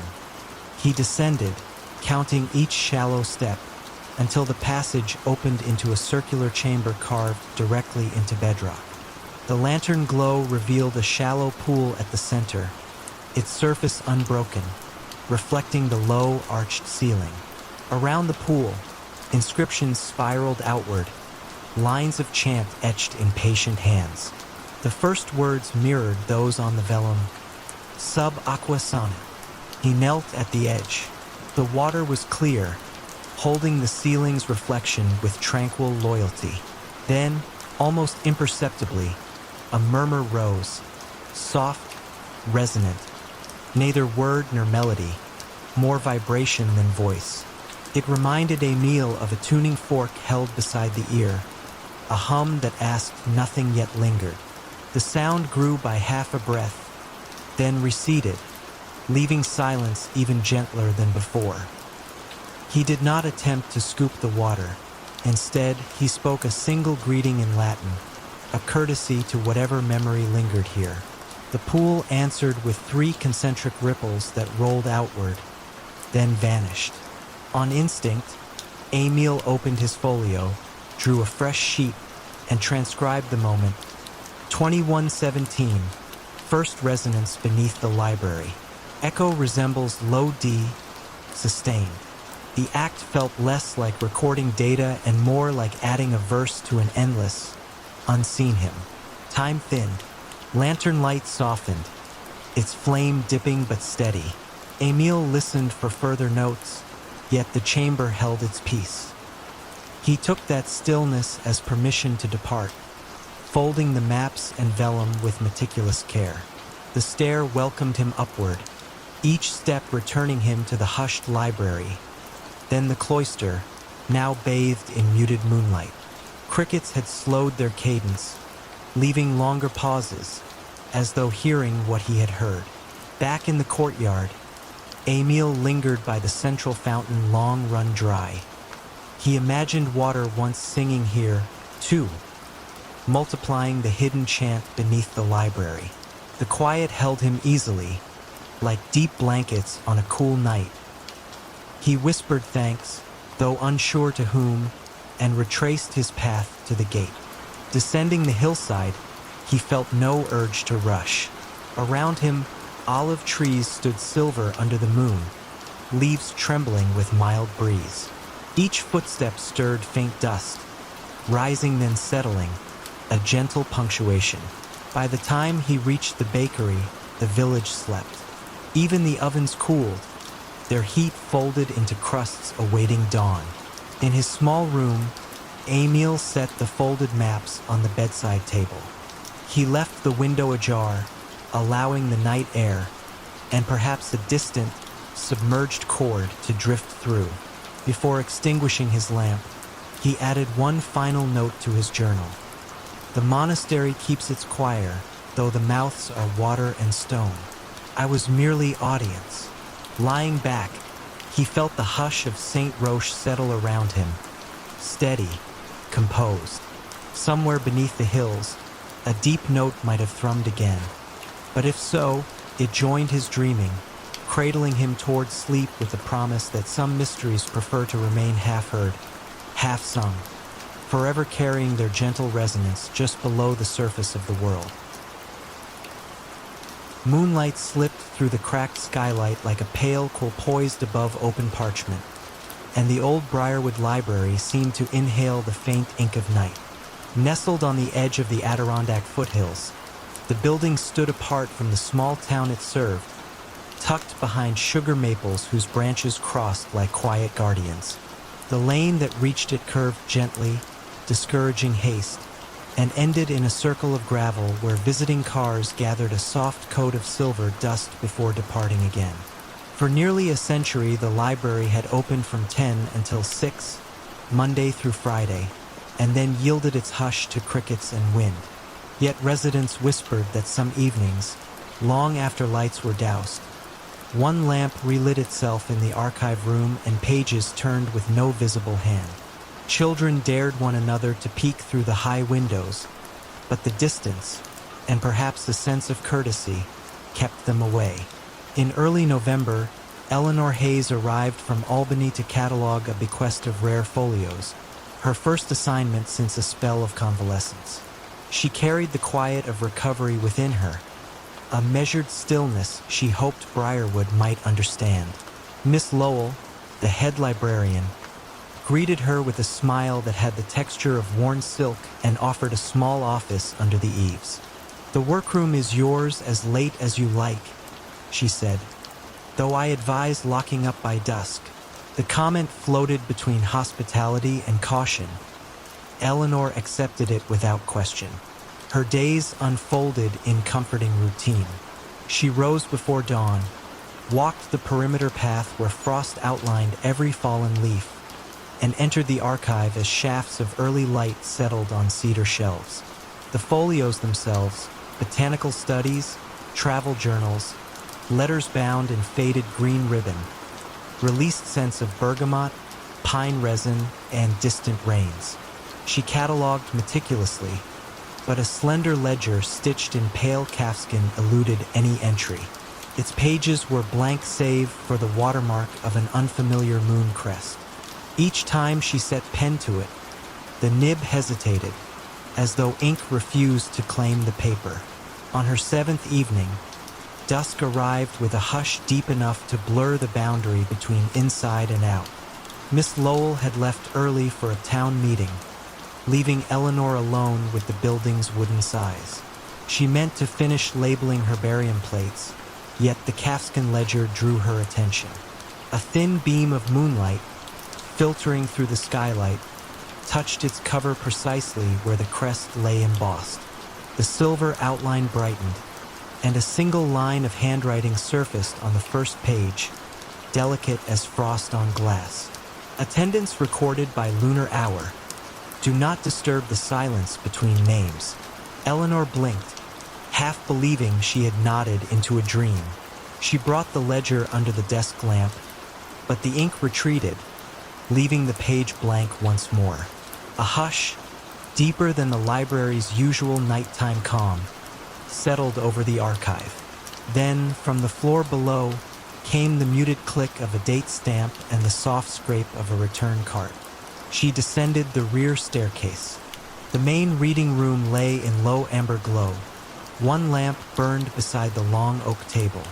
Beside it stood a tall gentleman in charcoal overcoat, back turned, consulting the card catalog with unhurried grace. His movements bore the cadence of old manners, sleeves whispering against wool as he slid a drawer closed. Eleanor stepped onto the carpet, and though her footfall was slight, he spoke before she could announce herself. "There's room enough for two," he said, voice resonant yet calm, as though they were long acquainted. "The collection prefers gentle company." She found herself replying softly, "The library is closed." "Closed to daylight concerns, yes?" he answered, lifting a card to the lamplight. "Open to its own hours afterward." He returned the card, then, with ceremonial care, signed a narrow slip of paper and tucked it into the drawer. The ledger lay open on the table, its moon crest glimmering faintly. Eleanor approached. The page now held names written in one column, times in another, each entry corresponding not to the clock on the wall, but to the moon's progress across the sky. First crescent, meridian, waning third. Beside several names were tiny annotations. Sought forgotten verse, listened for rain in out-of-print travelogues, found the map he mislaid in 1904. She looked up. The gentleman had moved to the stacks, fingertips gliding along spines with paternal fondness. "You see," he said, eyes reflecting lamplight like quiet water. Books remember who loved them. At night, they request reunion. Question formed, "Are you a librarian?" But felt too small. Instead, she asked, "And if one signs but doesn't know what to seek?" "The moon will suggest," he said. "She keeps an index of half-spoken desires." He took a slim volume bound in indigo cloth, placed it on the table, and inclined his head. The title read Tides and Temporary Shores, an atlas of vanishing islands. Eleanor opened to a plate depicting an island shaped like a teardrop, caption seen only when longing is strongest. She felt something within her stir, a memory of childhood evenings when she believed hidden lands emerged for the pure joy of being found. She signed the ledger. The ink dried instantly. A breeze, scented faintly of salt water, threaded through the room though every window was shut. Somewhere above, the skylight quivered as if thin waves lapped against it. Together they read in companionable silence. At intervals, the gentleman turned pages of his own selection, a music folio annotated in copperplate. The hours unfolded without urgency, measured by the slow sweep of moonlight across ceiling beams. When the first pale blush of dawn slipped behind the drapes, he closed his book. "Until the next lunar hour," he murmured, placing the volume on the return cart. He donned his overcoat, and before stepping into the dim corridor, added, "Leave the ledger where it wishes to rest." His footsteps faded like a line of poetry remembered upon waking. Eleanor touched the moon crest. The ledger closed of its own accord, pages settling with the softness of wings. She replaced it in the glass cabinet, noting how the lock clicked gently, as though satisfied. When Miss Lowell arrived at 7, Eleanor was brewing coffee in the staff nook. She almost spoke of the visitor, the ledger, the salt-scented breeze, yet the morning light, practical and bright, made the tale feel less like fact and more like a gift meant to be handled privately. The calfskin ledger remained closed until moonrise, waiting, patient as a shoreline at low tide. Eleanor stayed on well beyond her assignment. Some evenings she signed the ledger. Some she merely walked among shelves listening for stories that hummed against the grain of oak. And in the town below, those who noticed her softened gaze after dusk simply assumed that Briarwood's quiet charm was doing its gentle work, never knowing that within the library's lunar hours, islands appeared, forgotten verses found their voice, and a ledger of moonlit attendants kept careful, luminous watch over every seeker who dared to open its waiting pages. Along the main coastline, the wind already carried a hint of frost, yet the salt air remained mild enough to smooth every sound, rounding corners, gentling edges.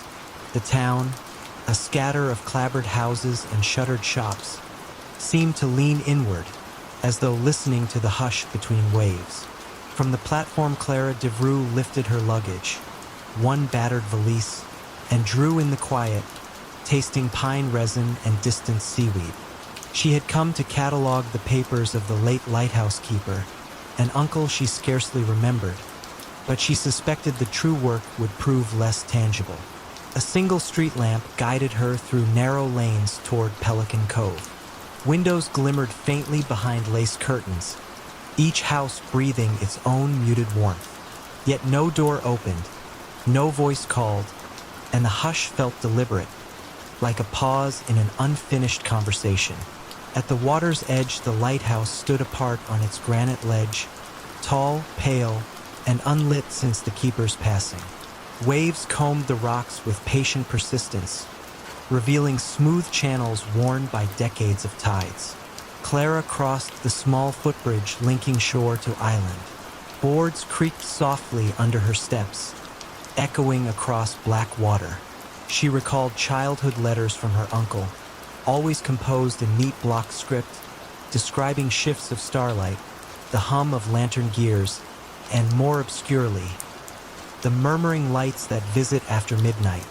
At 10, she'd found such phrasing entrancing. At 32, she found it faintly melancholy.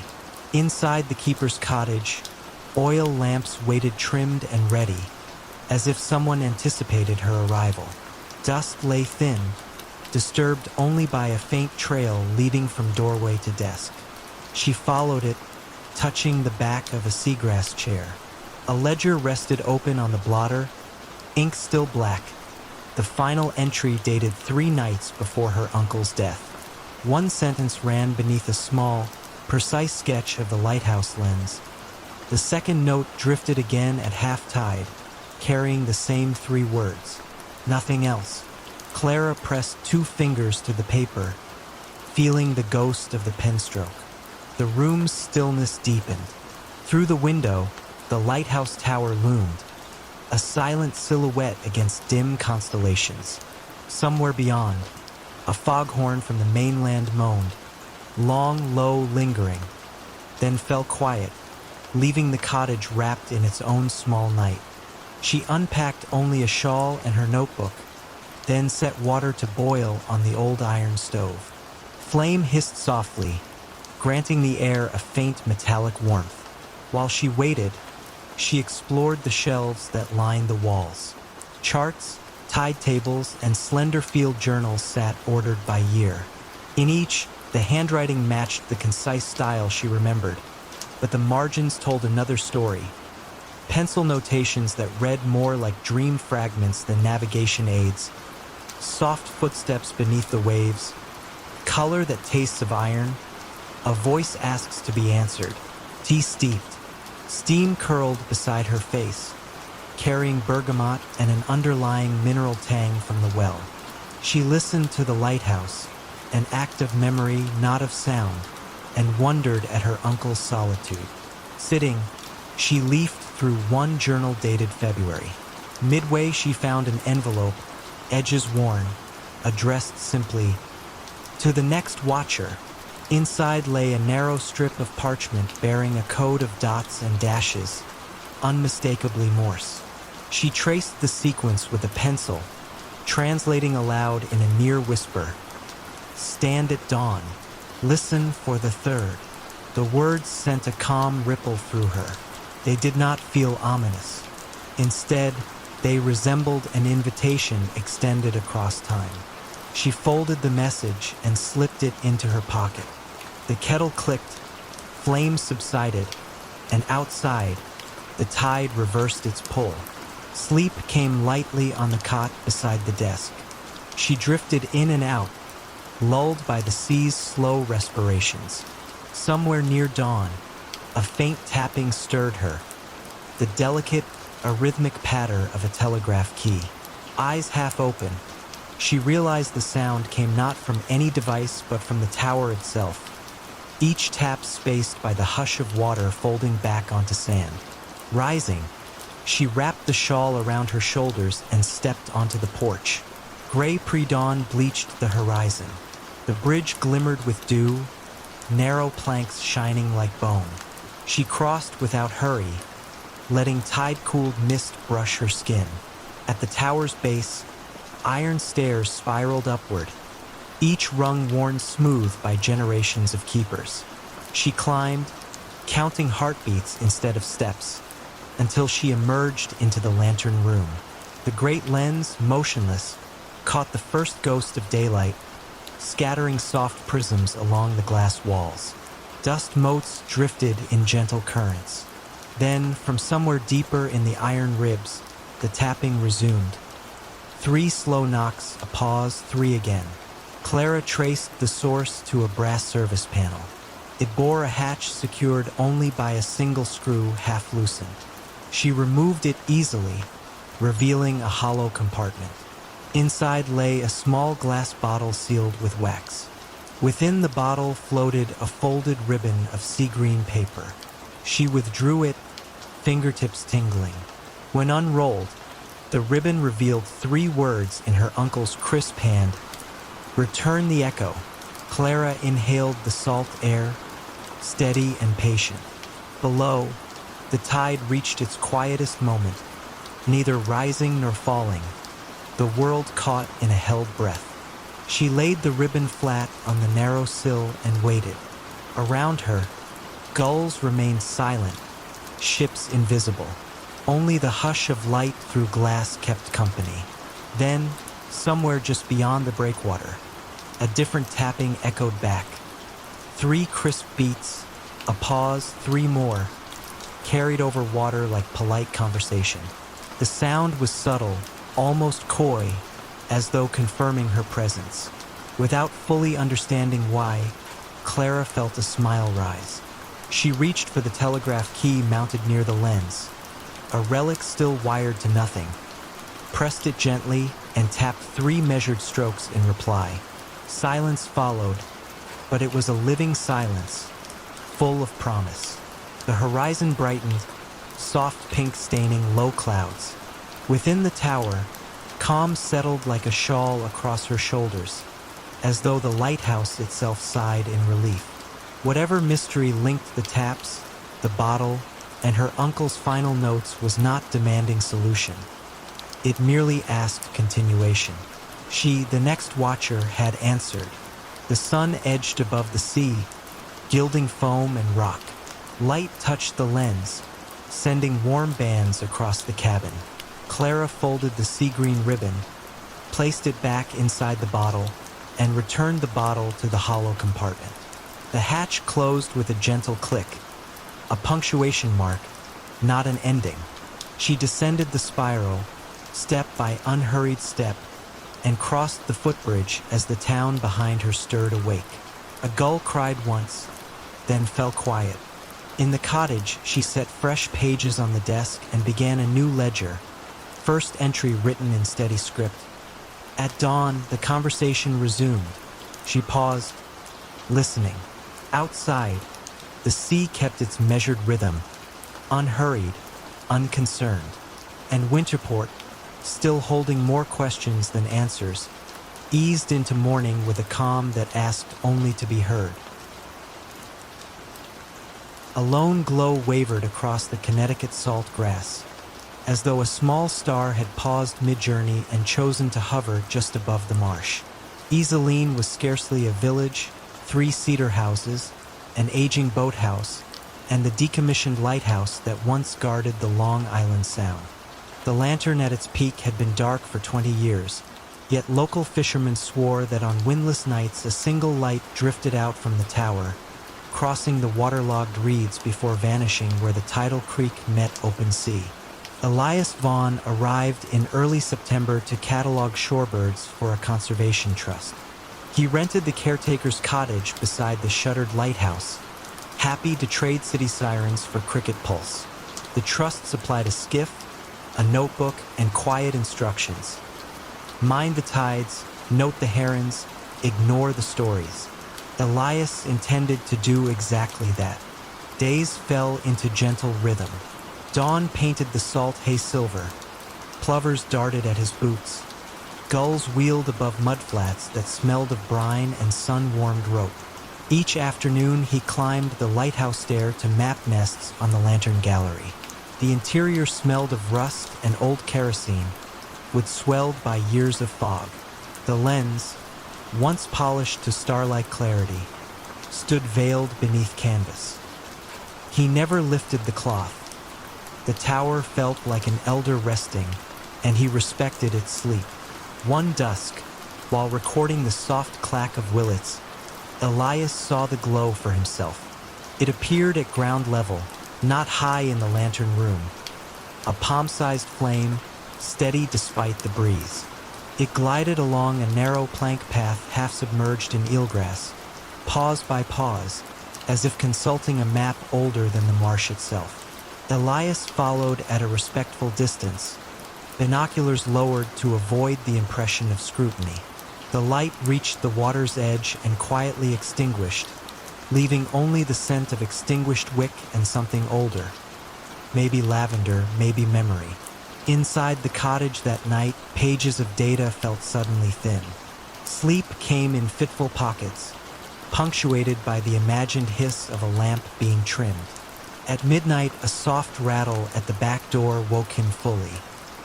He opened it to empty night, Yet on the step rested a folded scrap of linen around a brass key, seawater beating on both.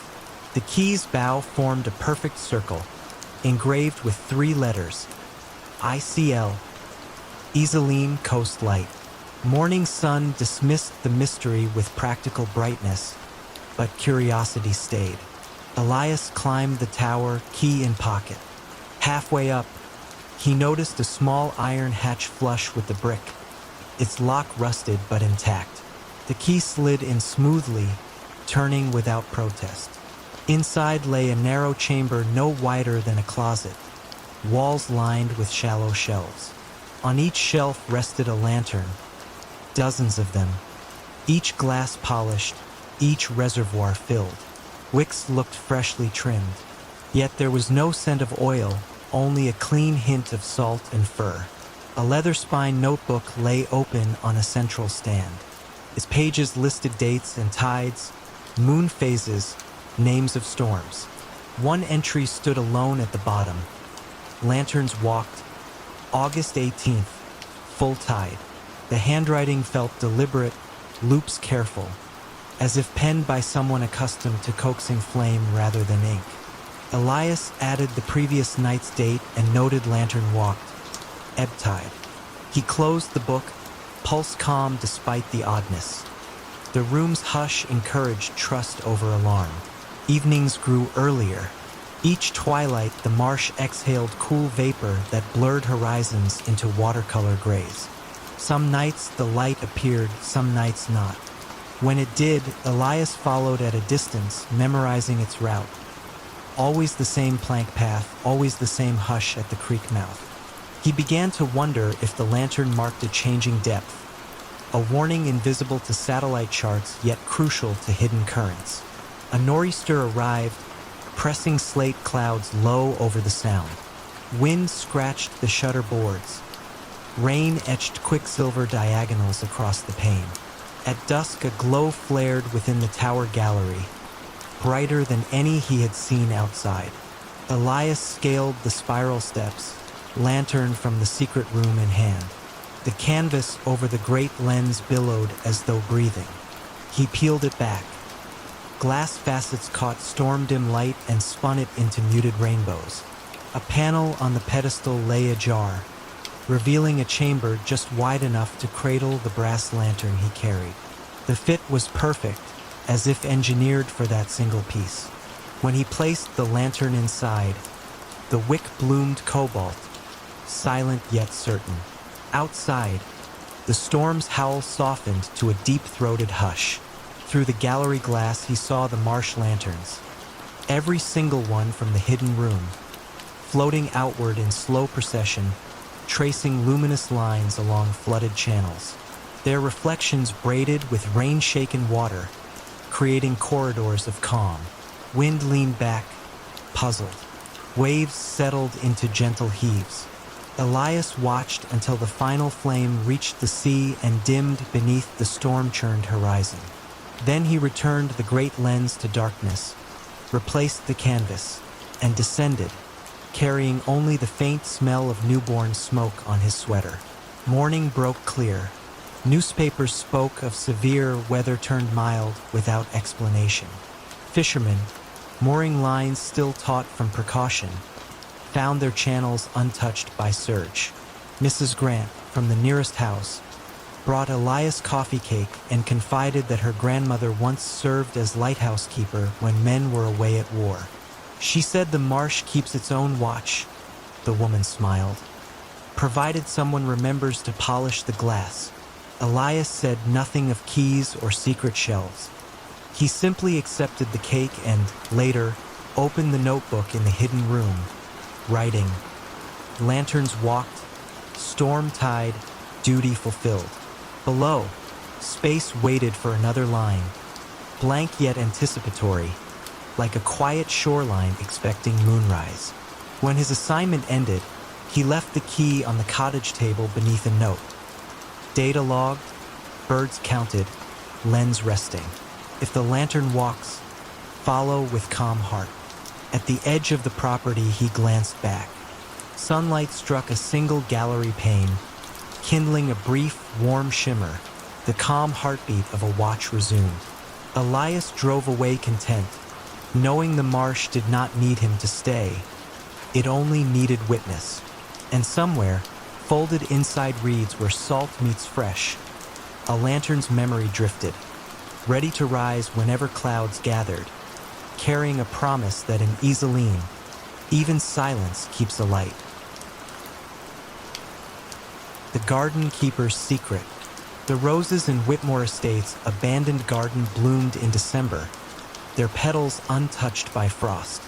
Emma Patterson discovered this impossibility during her first winter as caretaker of the property. The estate had been empty for 3 years, ever since the last member of the Whitmore family had passed away. Emma's job was simple: maintain the basic structure, ensure the pipes didn't freeze, and prepare the property for eventual sale. The garden lay behind the main house, enclosed by high brick walls that had been built in the Victorian era. Emma had avoided it during her first months on the property. The space felt too intimate, too personal to disturb. But when December brought its first hard freeze, curiosity drew her to the garden's wrought iron gate. Inside, she found a wonderland that defied the season. Roses climbed the brick walls in impossible abundance. Their blooms were perfect, deep red, soft pink, creamy white, as if summer had taken refuge in this single, sheltered space. Emma walked the gravel paths in amazement. Not only were the roses blooming, they were meticulously maintained. Someone had been pruning, weeding, and caring for this garden despite the estate's abandonment. She found him on her third visit to the garden. An elderly man knelt beside a rose bed, working compost into the soil with the careful attention of a practiced gardener. He wore a worn tweed jacket and canvas gloves, and his silver hair was neatly combed despite the morning's work. "Good morning," Emma called softly, not wanting to startle him. The man looked up with mild blue eyes and a gentle smile. "Ah, you must be the new caretaker. I'm Arthur Henley. I hope you don't mind my being here." Emma stepped closer, noting the quality of his work. The rose beds were immaculate, the paths swept clean, every plant showing signs of expert care. "I don't mind at all, but I'm curious. How long have you been tending this garden?" Arthur sat back on his heels, considering the question. "Oh, 40 years or so. Started when I was head gardener for old Mr. Whitmore. Seemed a shame to let it all go to ruin after he passed." "The family never mentioned a gardener," Emma said carefully. "Are you sure it's all right for you to be here?" "The Whitmores were always very kind to me," Arthur replied, returning his attention to the soil. "I like to think they wouldn't mind me keeping things tidy." Emma left Arthur to his work, but the encounter puzzled her. If he had been the estate's gardener, surely his continued presence would have been mentioned in the property management documents. She made a note to contact the lawyers handling the estate. The law firm's response was prompt and slightly impatient. There was no record of an Arthur Henley ever being employed at Whitmore Estate. No arrangements had been made for garden maintenance. The family had specifically requested that the grounds be left unattended until the sale was finalized. When Emma returned to the garden the next morning, she found Arthur deadheading roses with a pair of silver secateurs that caught the weak winter sunlight. "Arthur," she said gently, "I need to ask you about your arrangement with the Whitmore family." He paused in his work, studying a particularly fine bloom before carefully cutting it and laying it in a wicker basket beside him. "I started working here in 1962, he said slowly. Young Mr. Edward had just inherited the property from his father. I was 23, fresh out of horticultural college. Edward gave me free rein with this garden, said it was his mother's favorite place, and he wanted it to stay beautiful in her memory." Arthur's eyes grew distant, focused on something beyond the garden walls. Edward's wife, Patricia, loved the roses too.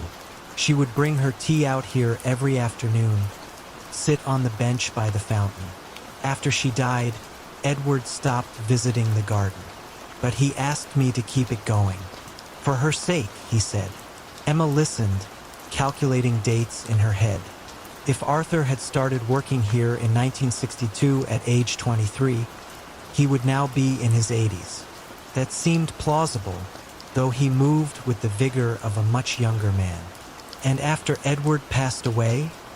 She asked. Well, the garden still needed tending, didn't it? Arthur smiled, returning to his roses. The roses don't know their gardener is gone. They still need pruning, feeding, protection from pests.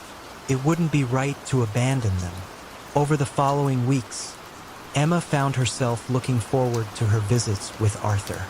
He was a fountain of knowledge about horticulture, sharing techniques he had learned over decades of careful observation.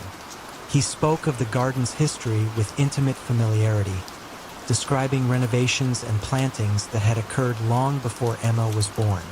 She began to research the estate's history more thoroughly. In old photographs from the local historical society, she found images of the garden in its prime. And there, in a 1963 photograph labeled Head Gardener with Prize-Winning Roses, was a young man who looked remarkably like Arthur. The resemblance was unmistakable, but something nagged at Emma's mind. She studied the photograph more carefully, then compared it to her memory of Arthur as she had seen him that morning. The young man in the photograph and the elderly gentleman in the garden looked not just similar, but identical in every detail except age.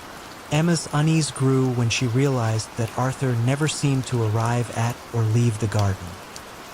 He was simply there each morning when she visited, and gone by evening when she locked the estate's gates.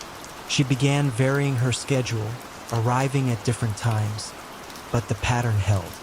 Arthur existed only within the garden's walls, only during the daylight hours when the roses needed tending. One February morning, Emma found a leather-bound journal left on the garden bench. The pages were filled with careful records of plantings, weather observations, and seasonal maintenance notes, all written in a neat, old-fashioned hand. The entries span decades, documenting the garden's evolution from the 1960s through the previous week. The final entry, dated the day before, read simply, "The new caretaker understands the importance of this place. The roses will be safe in her care. The garden chooses its own guardians, and it has chosen well." Emma never saw Arthur again, but the roses continued to bloom through that winter and into spring. When the estate was finally sold to a young family who promised to restore the gardens, Emma felt a deep sense of satisfaction. On her last day as caretaker, she sat on the bench where Patricia Whitmore had once enjoyed her afternoon tea. The roses nodded in the gentle breeze, their blooms perfect and eternal, and Emma could have sworn she heard, carried on the wind, the soft sound of someone humming an old gardening song while tending to flowers that would bloom forever in the memory of love. Snow drifted down in hushed, indecisive spirals, and the grand chalet of Sonnen seemed to breathe more slowly with every flake that touched its eaves. Perched above a narrow valley in the Bernese Alps, the chalet had once hosted winter artists' retreats, its timber balconies alive with laughter and the scrape of easels. Now, in early January, only 2 lights showed against the rising dark. One in the concierge's nook near the entryway, and one in room 17, where Mathilde Kramer unpacked sketchbooks she had not opened since autumn. She had come for a month of rest, a gift from her editor after deadlines had turned her nights thin. The chalet promised quiet, just 9 guest rooms, a stone hearth kept on low flame, and snowbound silence stretching in all directions. Herr Ulrich, the concierge, welcomed her with gentle formality, explaining that the staff numbered only 3 in winter. His voice carried the calm cadence of someone who had already made peace with long evenings. Mathilde's room overlooked the valley. Far below, the Sonnen River wound beneath ice, its course marked only by a seam of shadow. She poured tea and listened to the building settle, timbers sighing as though releasing stories they had rehearsed for years. Soon she noticed a pattern beneath the usual creaks. A faint, rhythmic tapping, 5 slow beats and then stillness, repeating at almost perfect intervals. She timed it against her pulse. Steady, deliberate, never hurried. At breakfast, she asked her Ulrich whether another wing might still be under renovation. He shook his head, smile polite but distant. All work finished before the first snow, he assured her. Then, after a pause, he added, "Should you hear something unfamiliar, it may be the winter room. Best not to worry." He gave no further explanation, and Mathilde, warmed by coffee and a fire that crackled like distant applause, decided not to press. Days unfolded in gentle sameness. She walked the edge of the pine forest, sketched icicles that hung like glass harps, and returned to evenings of quiet soup and bread. Yet each night, somewhere between the first and second strike of the mantel clock at 9, the tapping began again. 5 measured notes, almost hollow, as if knuckles met old oak, followed by silence just long enough to invite attention. On the 4th night, curiosity outweighed hesitation. She wrapped herself in a wool coat, lifted a small lamp, and stepped into the hall. Snowlight filtered through high windows, turning the corridor into a silver tunnel. Rooms 11 through 15 lay empty, doors locked. But beyond them, half hidden behind a carved screen, she noticed an unlabeled oak door. The tapping sounded once more, from the other side. "Good evening?" she called, voice pitched low out of instinctive courtesy. No reply came, yet the air felt thick with the sense of someone listening. She tried the handle. It turned, but the door would not move, as though sealed by something subtler than a bolt. Remembering Ulrich's words, she retreated, leaving the corridor to its hush. Next morning, a fresh card rested beside her plate in the dining room. "Madame Kramer, the library awaits at 10. Should you wish to work beside the south windows." No signature, but an embossed snowflake at the bottom suggested Ulrich's hand. She found the library bright and inviting, yet one shelf held only a single volume, a slim ledger bound in ivory vellum. Its title, pressed in barely visible silver, read "Guests of the Winter Room." Inside, the first page offered a simple instruction. "Record what you surrender, and the room will return what you have misplaced." Beneath lay rows of entries spanning 80 years. Some surrendered forgetfulness, others a weight in the chest, one simply restless midnights. The return column, however, was blank for every line, as though whatever was given back lived beyond the need for ink. That evening, Mathilde placed the ledger on her writing desk and stared at its emptiness. Snow whispered outside, a sideways lullaby. She wrote, "I surrender the urgency that robs evenings of their softness." The moment her pen lifted, a soft click echoed down the hall, the same 5-beat pattern, muffled yet inviting. Lamp in hand, she approached the unlabeled door. This time it opened inward at the lightest touch, revealing a small octagonal chamber paneled in pale spruce. Frosted windows circled the upper walls, collecting moonlight until the air itself resembled still water. At the center stood a low table with 2 objects, a brass metronome ticking in that familiar quintuple pattern, and a closed sketchbook whose cover matched the one she had left in room 17, yet bore no charcoal smudges. She sat on the upholstered bench and opened the book. Inside were crisp, blank pages, but when she turned to the 3rd leaf, she found a charcoal drawing already formed. Her own hand poised above a winter hillside, the gesture relaxed, patient. The lines carried a quiet confidence she had not felt in months. She touched the edge of the page. Charcoal did not smear. The metronome slowed, its ticks elongating until they matched her breathing, then stopped altogether. A gentle warmth rose through the floorboards, and for a moment she believed she heard distant bells buried under snow, chiming not a warning, but an assurance that time could, briefly, settle into stillness. She closed the sketchbook and felt the unfamiliar weight of unhurried possibility settle over her shoulders like a shawl. At breakfast she found no card, only her Ulrich's serene nod. She returned the ledger to its shelf, noticing her entry now carried a tiny silver checkmark in the return column. Beneath it, in handwriting not her own, one word appeared: softness. She smiled, understanding that the room had accepted her offering and quietly restored what had been misplaced. During the following weeks, she visited the winter room each night. Sometimes the table held a phrase she had forgotten how to write, other times a memory of mountains from her childhood. Each gift arrived without flourish, as natural as breathing. She never stayed long.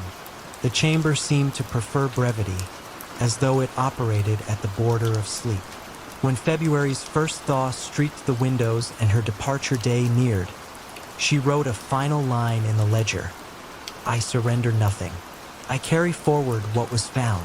No checkmark followed, and she knew that was correct. The train down valley left at dawn, its whistle dissolving into the white stillness. From her compartment, Mathilde glimpsed the chalet, small against the slope, a single window dimly aglow. She could not say whether it belonged to her former room or to the winter room itself, but the light felt steady, like a heartbeat maintained on behalf of travelers who might someday arrive carrying burdens they were ready, finally, to set down. The small town of Frosthaven, Minnesota, pressed itself into midwinter silence. Shutters latched, chimneys breathing faintly, street lamps haloed by ice crystals. A single footpath wound from the sleepy main street to the old North Star Observatory, a brick turret seated on a rocky island like a forgotten sentinel. Though its telescope had lain dormant for decades, locals swore a thin beam sometimes glimmered through the dome on moonless nights, as though the sky still waited to be read. Dr. Eleanor Lewis arrived just past dusk, breath curling around the collar of her wool coat. She had come at the invitation of the County Historical League to evaluate the observatory's surviving star charts, rare photographic plates rumored to contain early aurora recordings. Her boots cracked over lake ice that hummed softly beneath each step, a sound low enough to feel rather than hear. Wind hissed through cattails along the shore, then receded, leaving only the muted echo of her own heartbeat. The observatory door, oak warped silver gray, surrendered after a polite shove. Inside, her lantern cast a modest circle of light, revealing wooden floors where frost mapped delicate ferns across planks. The air smelled of cold iron and distant cedar smoke. Against the far wall loomed the great telescope, angled toward a ragged hole in the copper dome. Snowflakes fell through the gap, drifting lazily onto the brass gears like soft confetti at a forgotten celebration. She closed the door, letting stillness settle. On a nearby desk, a ledger lay open beneath a thin crust of snow. The ink had bled slightly, yet one entry remained clear: December 13th, 1954. Star R 227 observed to pulse 4 times, then pause. Beneath the note, someone had penciled a faint line: "Wait for the 5th." Eleanor traced the words with a gloved finger, feeling no chill despite the frost. Shelves along the circular wall held narrow drawers labeled by constellation. She opened one marked Cassiopeia and found glass plates wrapped in tissue paper, edges silvered, images visible when tilted toward the lantern. Nebulae glimmered like tiny frost flowers, precise yet haunting. Among them lay a folded envelope addressed simply to the returning eye. She hesitated, then lifted the flap. Inside rested a single sheet of vellum bearing coordinates and a short instruction. Focus at 18 degrees above north horizon, precisely 1 hour after silence begins. No date, no signature. She glanced upward. Through the dome's breach the sky blushed purple-black, stars beginning to crystallize. Silence, she realized, had already unfurled itself across the lake. No vehicles, no barking dogs, only the faint pulse of her own breath. Guided by habit more than thought, she loosened the telescope's frozen gears until they turned with surprising grace. Snowflakes fled the lens as though granted leave. She dialed the coordinates, aligning the scope toward an unobtrusive patch of sky. The eyepiece felt cold but welcoming against her brow. At first she saw only ordinary stars, steady and indifferent. Then, at the fringe of her vision, a shimmer trembled. 1 point brightening, dimming, brightening again. For pulses deliberate, measured. She counted them aloud, voice scarcely above a sigh. A pause followed, long enough for the mind to wonder whether anything more would occur. When the 5th pulse finally came, it lingered slightly, as if aware of being watched, before subsiding into ordinary starlight. Eleanor exhaled the breath she hadn't realized she held. The room around her seemed to lean inward, waiting. From the ledger's desk, a soft tap answered, no louder than a snowflake striking wood. Yet it carried distinct intention. She crossed the room. The ledger's pages had turned themselves. A fresh sheet lay exposed, blank except for a faint wet circle, as though ink had only just lifted from the nib. A pen rested beside it, point glistening dark even in the dim light. Without resisting, she picked it up. Her hand moved gently, writing a single observation. The 5th returns the gaze. She set the pen down. Almost immediately the lantern flame wavered, not from draft but as though drawing breath. Shadows drifted across instruments, arranging themselves into deeper calm. In that hush, Eleanor felt the observatory slip into a lullaby rhythm, walls expanding and contracting like lungs settled for sleep. She closed the ledger, replaced the glass plates, and sealed the envelope back within the Cassiopeia drawer. The telescope she left trained on the dark horizon, content to keep its silent vigil. Before departing, she paused at the center of the dome, letting stray snow settle on her hair. Somewhere beneath the ice, the lakeside, a resonant creak that traveled up through stone and floorboards. It sounded uncannily like a distant echo of her own thoughts, returning from below rather than above. Outside, night had deepened to still velvet. The path homeward glittered faintly, moon shards embedded in ice. As she stepped onto the lake once more, Eleanor glanced back. Through the observatory's broken cap, a thin shaft of starlight now glimmered, brighter than any lantern, pointing upward with quiet certainty. She knew the townsfolk might glimpse it and speak again of ghostly astronomers, but she sensed nothing spectral, only a calm conversation continuing between sky and stone, resumed after a long pause. Halfway to shore, she stopped, listening. Wind skimmed across the frozen surface, carrying a distant, measured rhythm. For soft gusts, a pause, a 5th answering sigh. Something in the pattern eased her shoulders, smoothing the tightness of travel from her muscles. She resumed walking, boots whispering against snow, feeling oddly accompanied. Frosthaven's lights blinked welcomingly at the lake's edge. Behind her, the observatory settled back into shadow, the beam dimming until only ordinary starlight remained. Yet Eleanor sensed the 5th pulse would return, again and again, waiting patiently for anyone willing to cross the ice and breathe in time with the hush. By the time she reached the inn, fatigue arrived gentle as flannel. She knew her report to the Historical League would be concise. Plate stable, building sound, further study advised at night. but in her private notebook she jotted another line. Some instruments mark the passage between beats, and some watchers learn to listen there. With that thought, she closed the journal, welcomed sleep, and trusted the stars to keep their silent appointment until dawn. Nobody could say when the tall grass first learned to sway in perfect rhythm with the hallway clock, yet on nights when the moon lifted over Lake Larkspur, the meadow around Willowmere Hall seemed to move as though listening for a chime that never quite arrived. The old estate rested on the Vermont shoreline where maples met water in quiet accord, and every path leading to its stone steps wore a hush strong enough to soften footfalls into memories rather than sounds. Willowmere had once hosted summer recitals, cellos murmuring beneath chandeliers, polite applause settling like dust. But decades slipped by, and melodies folded into cobwebs that clung to ceiling roses. Only one inhabitant remained now. Arthur Lee, a retired horologist whose gentle devotion to time had outlived the guests, the gardeners, even the family who'd first hired him to oversee their clocks.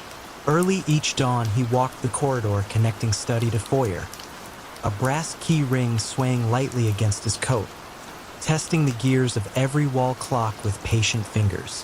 Polished mahogany cases lined the passage like companions keeping watch. Their pendulums, shaped like quiet bells, moved in measured arcs that seemed almost contemplative. Yet there was one clock Arthur never touched.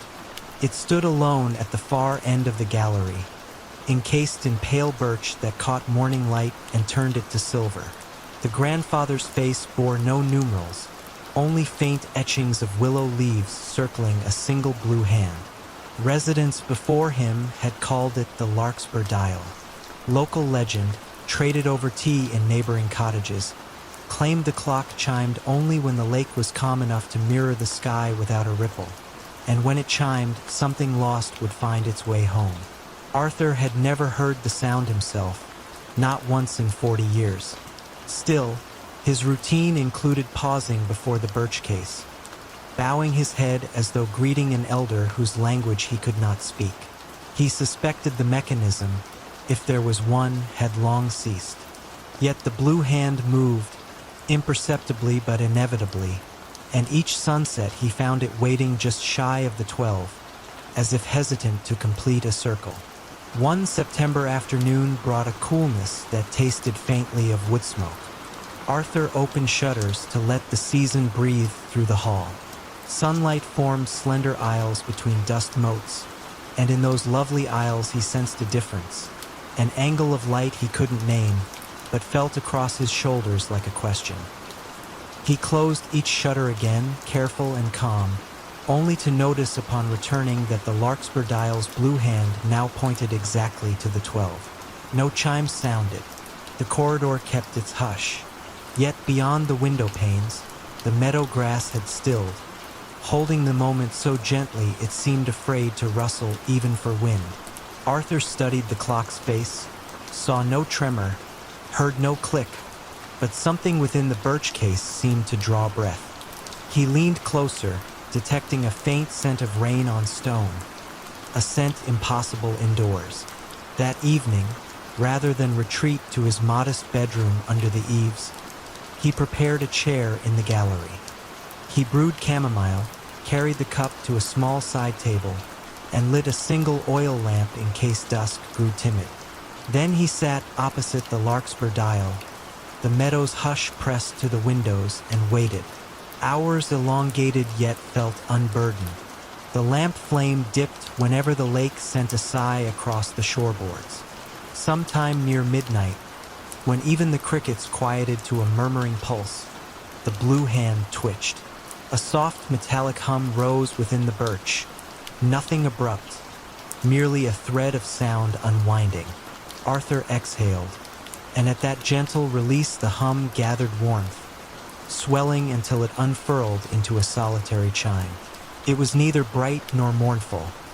It carried the subdued tone of distant church bells heard through first snow. The sound drifted down the corridor and seeped beneath doors, resting on each clock face like morning dew. The moment the chime faded, A second sound arrived, delicate footsteps upon parquet flooring deep within the house. They paced slowly, thoughtfully, the way one walks through a space both remembered and unknown. Arthur stood but did not call out. He traced the steps by ear until they seemed to pause beside the grand staircase. In the subdued lamplight he saw her, a woman in a traveling coat, pearl gray, holding gloves she did not wear. Silver hair brushed her collar, but her bearing hinted at younger days spent in fluted concert halls. Her gaze swept the corridor with calm recognition, then settled on Arthur as though he were the awaited host rather than custodian. "No train runs this late," he whispered, the words more observation than question. "I didn't travel by rail," she replied, voice threaded with the softness of turning pages. "I followed a sound I knew once." Together they faced the Larkspur dial. The blue hand remained at 12, yet the willow etchings glowed faintly, as if moonlit from within. She stepped forward, removed a slender brass key from her coat pocket, and offered it to Arthur. Its bow shaped a willow leaf, twin to those etched on the dial. "My father left this," she said. "He wished the hall to welcome us home only when we were ready to listen again." Arthur accepted the key without surprise. He had tended countless locks, but this one felt different, lighter than brass, almost weightless. He opened the case, revealing gears of glass that caught lamplight and shimmered like water. In the heart of the mechanism rested an empty cradle, waiting. He placed the key there, and delicate springs inhaled. The blue hand moved forward, and a second chime, lower than the first, traveled through floor and stone, drifting outside to the lake where it rippled the surface into rings that glimmered under the moon. From the shore, lanterns began to appear, carried by villagers who sensed the long silent bell. Feet padded across dew-cooled grass. Voices hushed in wonder. An unspoken invitation drew them nearer, yet no one crossed the threshold. They simply watched as light awakened in high windows, one by one, as though the house were remembering its own rooms. Inside, Arthur turned to the woman. "Will you stay? I believe the hall asked the same," she answered, eyes misted with tired gratitude. She set her gloves on the chair, the gesture small but decisive, and together they listened to distant clocks reset themselves, gears slipping into newfound ease. Outside, the meadow resumed its gentle sway, no longer bound to unanswered longing. The ripples upon Lake Larkspur widened, then settled, mirroring stars so clearly that the night seemed deeper yet kinder. And within Willowmere Hall, the Larkspur dial kept time not for departure, but for arrival, its chime now a promise that whatever drifted away might someday return, unhurried and whole when the hour and the listener were quiet enough to receive it.